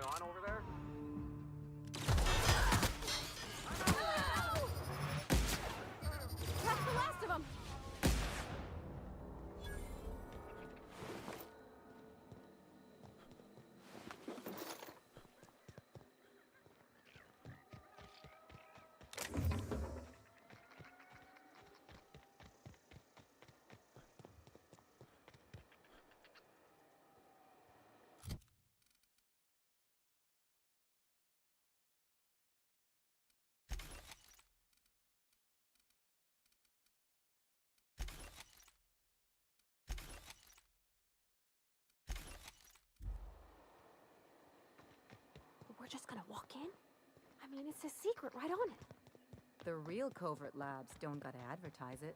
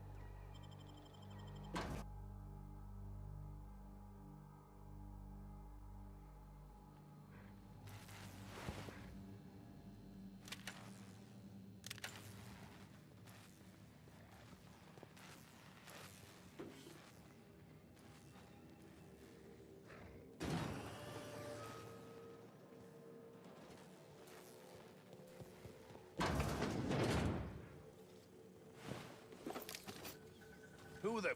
you? You care to explain what you're doing here? Did you miss the big sign outside?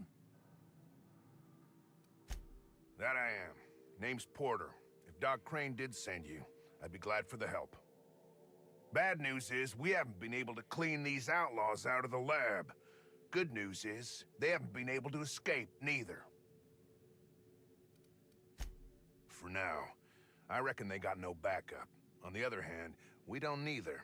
And our mechanicals all went haywire for some damn reason. Damn. The garage and the front door are it. These bastards got in through the vent system, but we locked that down. They're not getting back out that way without a security keycard. They'd need to take mine. Or make a new one in my office, I guess.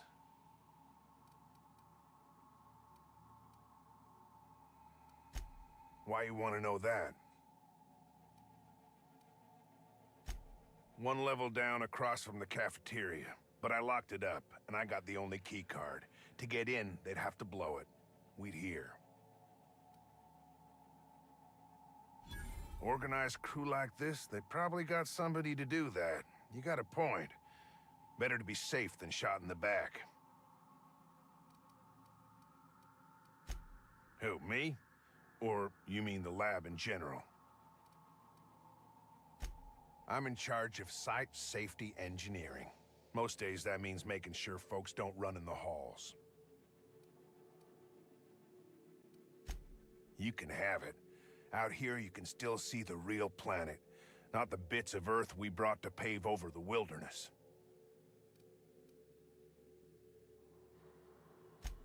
Nah, Raptidons are for Monarch. Fuck Monarch.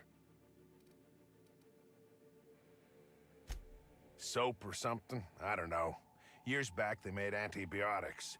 You could maybe ask Doc Crane what he does all day.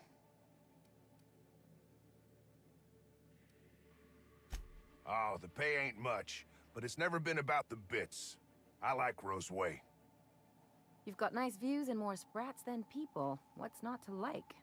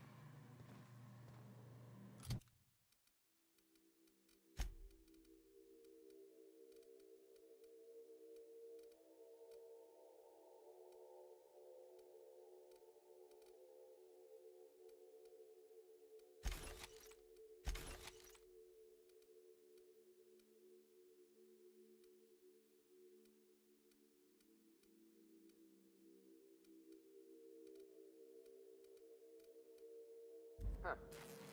Guess I'm getting paranoid. Something going on over there? York, Jack, cover! Take him down!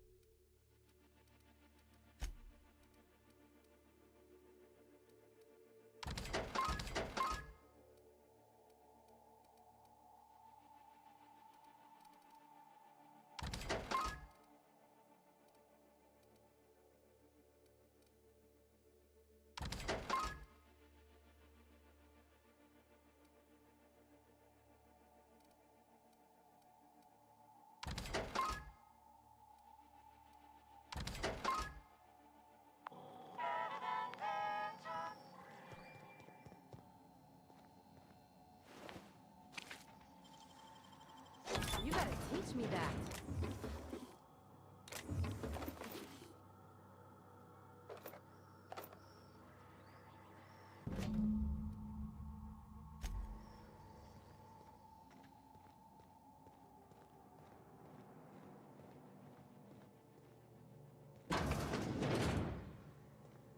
Mind if I grab a few souvenirs?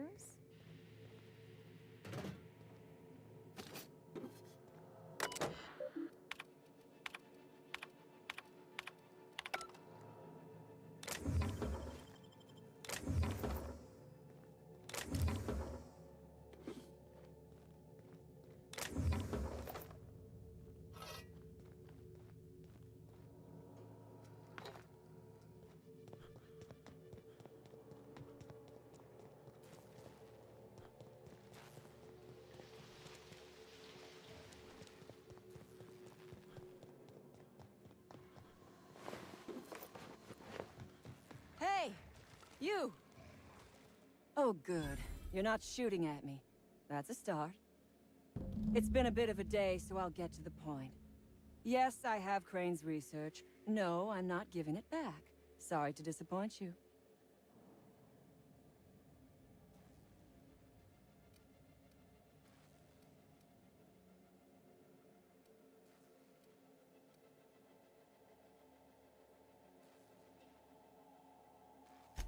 Yes, I imagine he does. But we all have problems. It is the human condition. I am myself ensnared in this wretched place. You want to kill me. I don't want to die. Therefore, it is in my best interest to negotiate with you. Help me get out of here, and I will pay you for my life.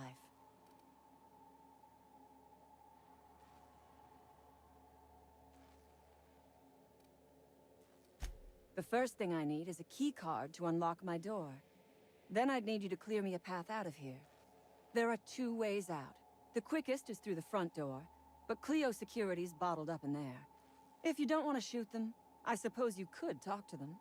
The other way out is through the loading bay, but you'd have to clear out the rafts for me. Then I could just slip out the back, sight unseen.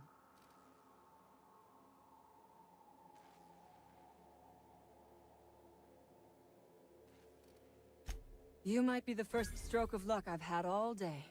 Thank you. I'm in your debt.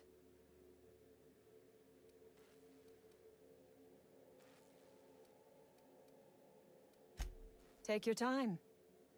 I am, to my chagrin, not going anywhere.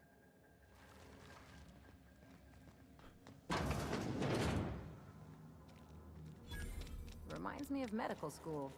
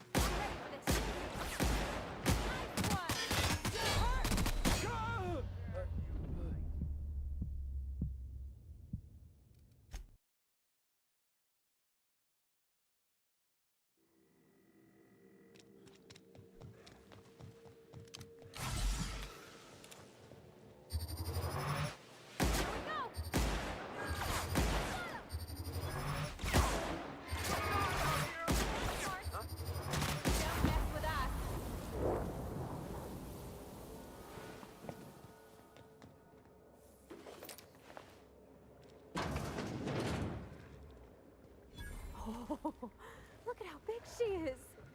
Wow. We're not going in there, are we?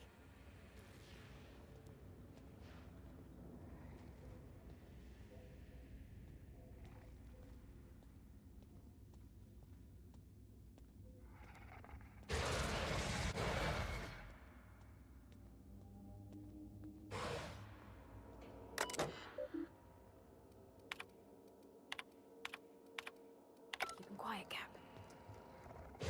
Take your best shot, asshole!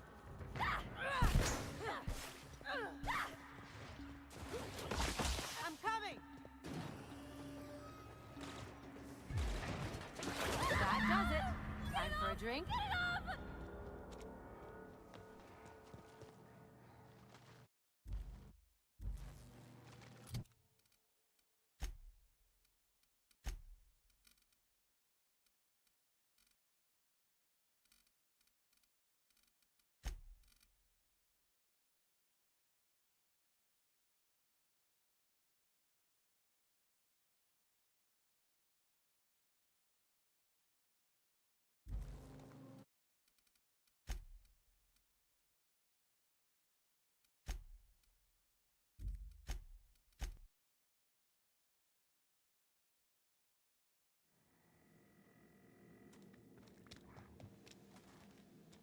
I can take a hint.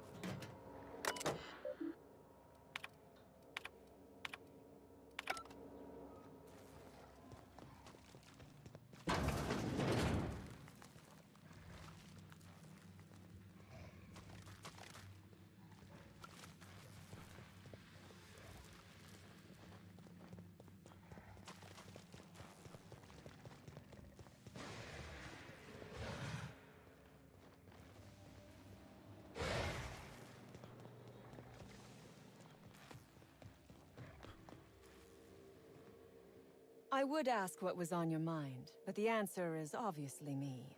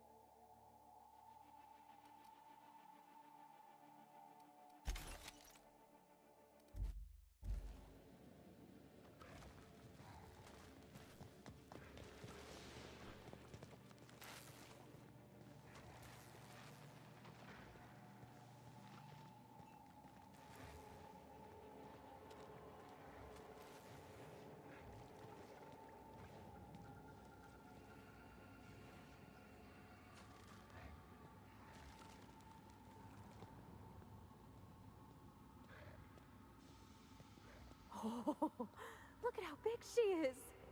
Wow. We're not going in there, are we? They're on us.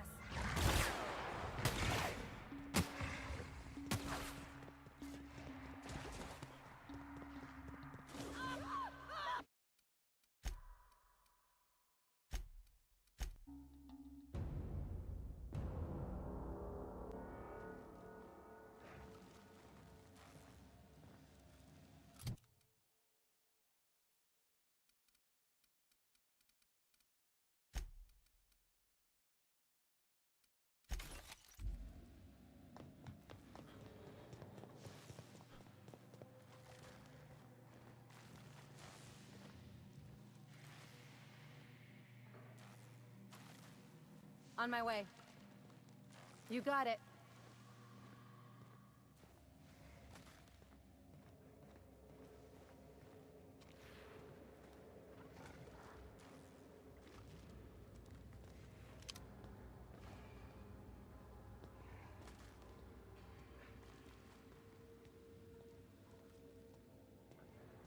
Oh, look at how big she is. Wow. We're not going in there.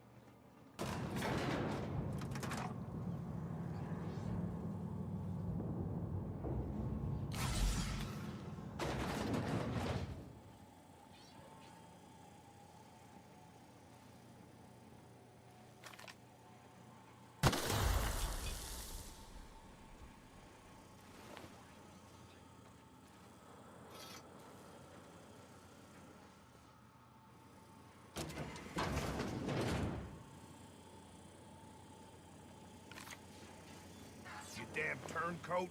We saw everything. You must think me a fool. I was watching on the security cameras. You got downright friendly with the outlaw leader. I reckon we got nothing to say to each other. You best back yourself out of here. Nice and slow.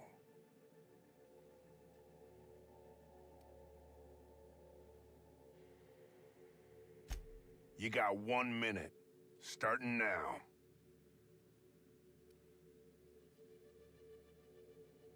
You convinced her to let us leave in peace.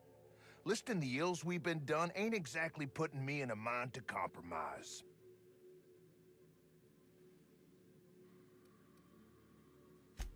I gotta believe that all we done will mean something to the company, to Doc Crane.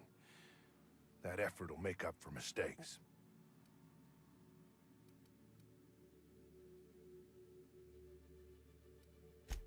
I let them walk. Doc Crane will be so far up my ass, everything will smell of flop sweat. I reckon I don't see any better solution. Fine, damn it. We'll pull out. Here, my key card. It'll get you access to the whole place. Full stakes, people. We're heading back to town.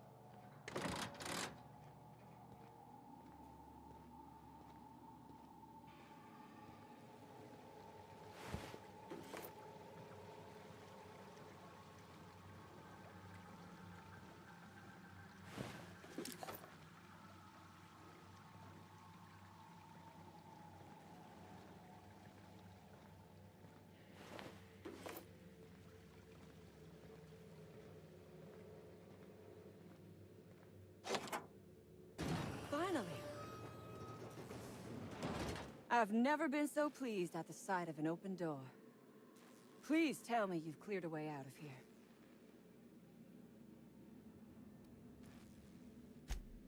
So you have. I am much obliged. And now, if you do not mind, I have had quite enough of this wretched place. Oh, really? And why, pray tell, would I do a thing like that?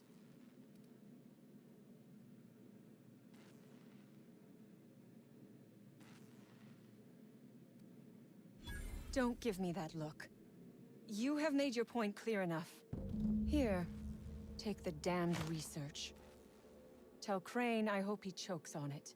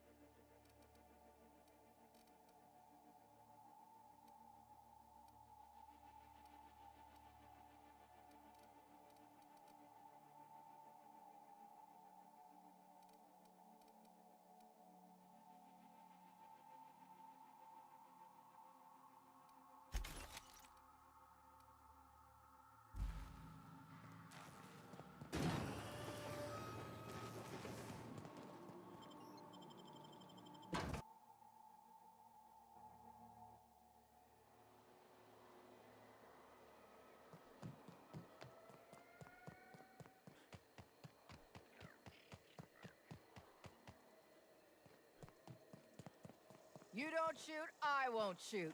Deal? Hey there. You the fella Cass called about? That I am. Got left out here to watch for reinforcements. Name's Lillian. Hope you're having a better time than us. Definitely got something large and uncomfortably shaped up her nethers.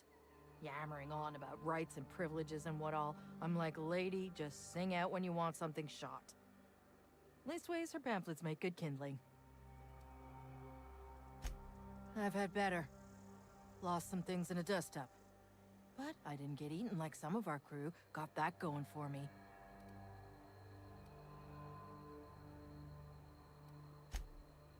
Some of them were okay. You don't get too close in this work. And Dylan, well, ain't no one gonna regret his passing. Least of all his mama. I was near the Raptidon pen when they got loose. Had to set a few to rights. When I got to checking if all my parts were still attached, I realized I'd dropped my cigarette case.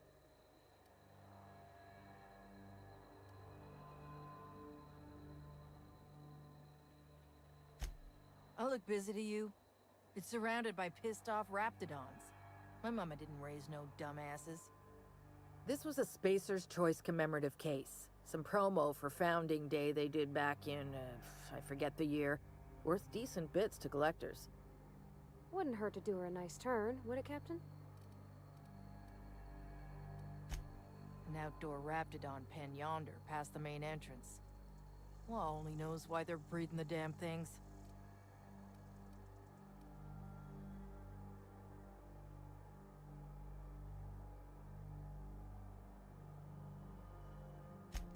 I'd be obliged. Just don't lose any parts trying.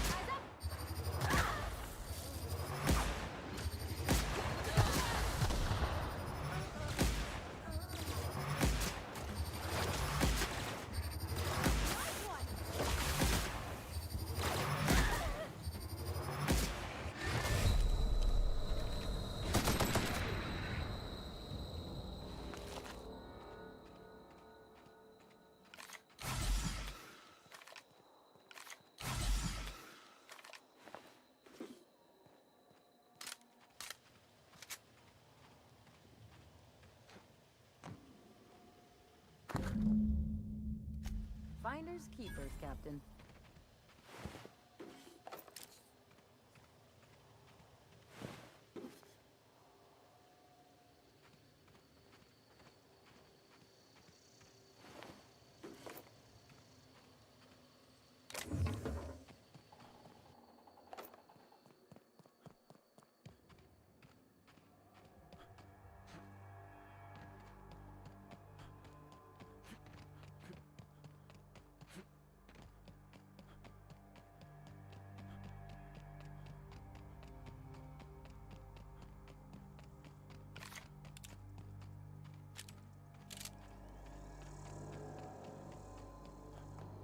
scariest doors are the funnest sorts of doors. After you.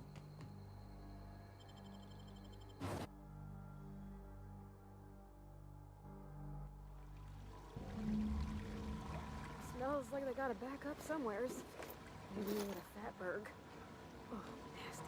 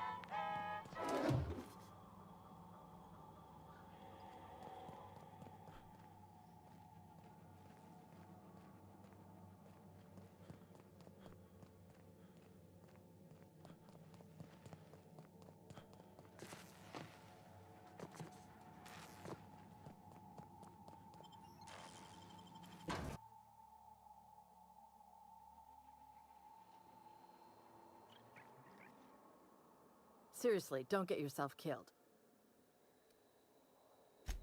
You're shitting me. You ain't so bad.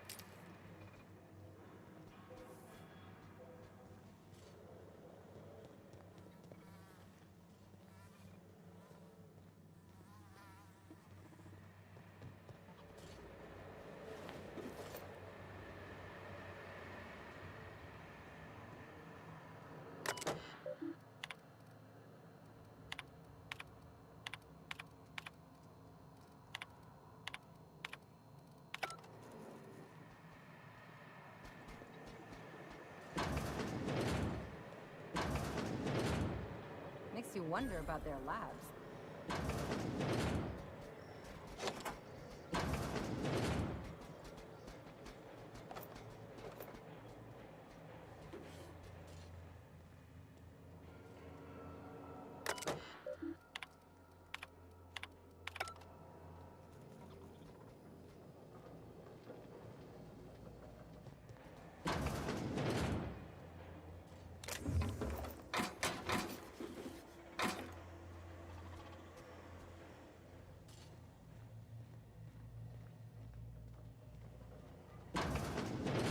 This must be where Mr. Shaw's been working.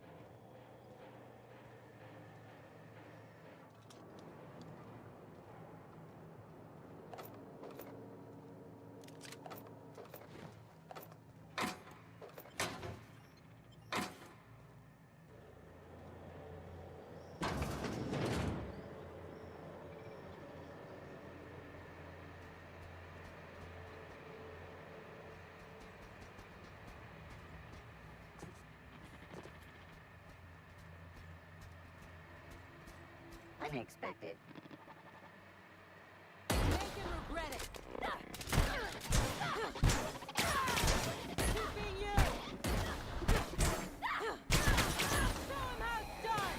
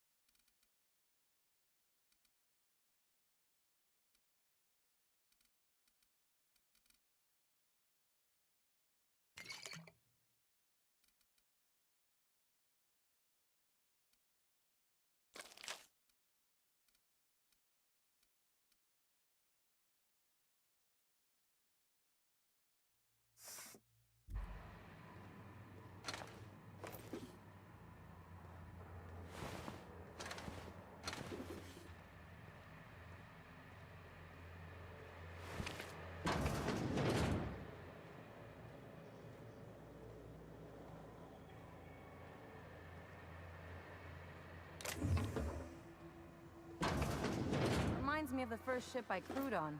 Captain had to ban borscht and baked beans.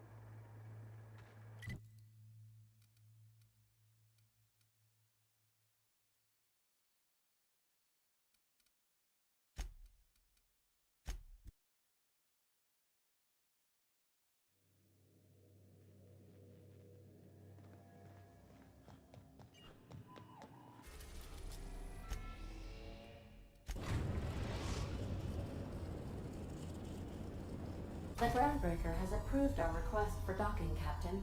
You're free to disembark. 2 returning. 1.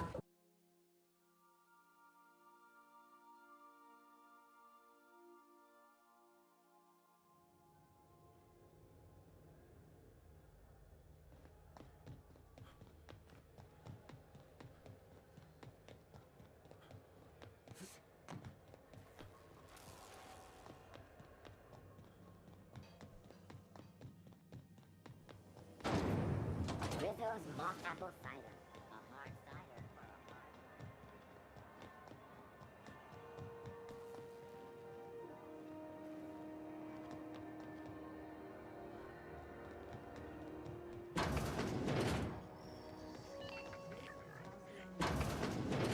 Have you had a moment to look into that little opportunity I told you about on Roseway? You don't hurry up. Someone will get to snooping around there before you do. What's that? Speak up now.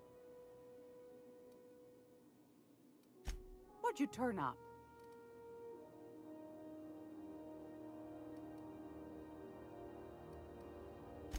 Pardon me, sweetheart. My old ears must have misheard you. Did you say Raptidon? Gracious, someone must have hauled them off Monarch. Naughty, naughty. A couple of folks around here might pay a fair few bits for this.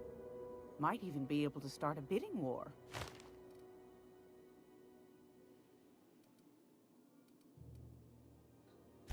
These corporations, I tell you. Once they get an idea into their big dense heads, there's no getting it out again. Can't imagine how I'll offload this. But waste not, want not, I suppose. Be sure to come back for Magazine Club. Fantastic. Do be careful with it, dear, as these keys tend to be a tad hard to acquire. You should have a chat with Lilia Hagen in the Sublight offices. She's a dear. You'll love her. Now, was there anything else? Anytime, sweetheart. You know where to find me.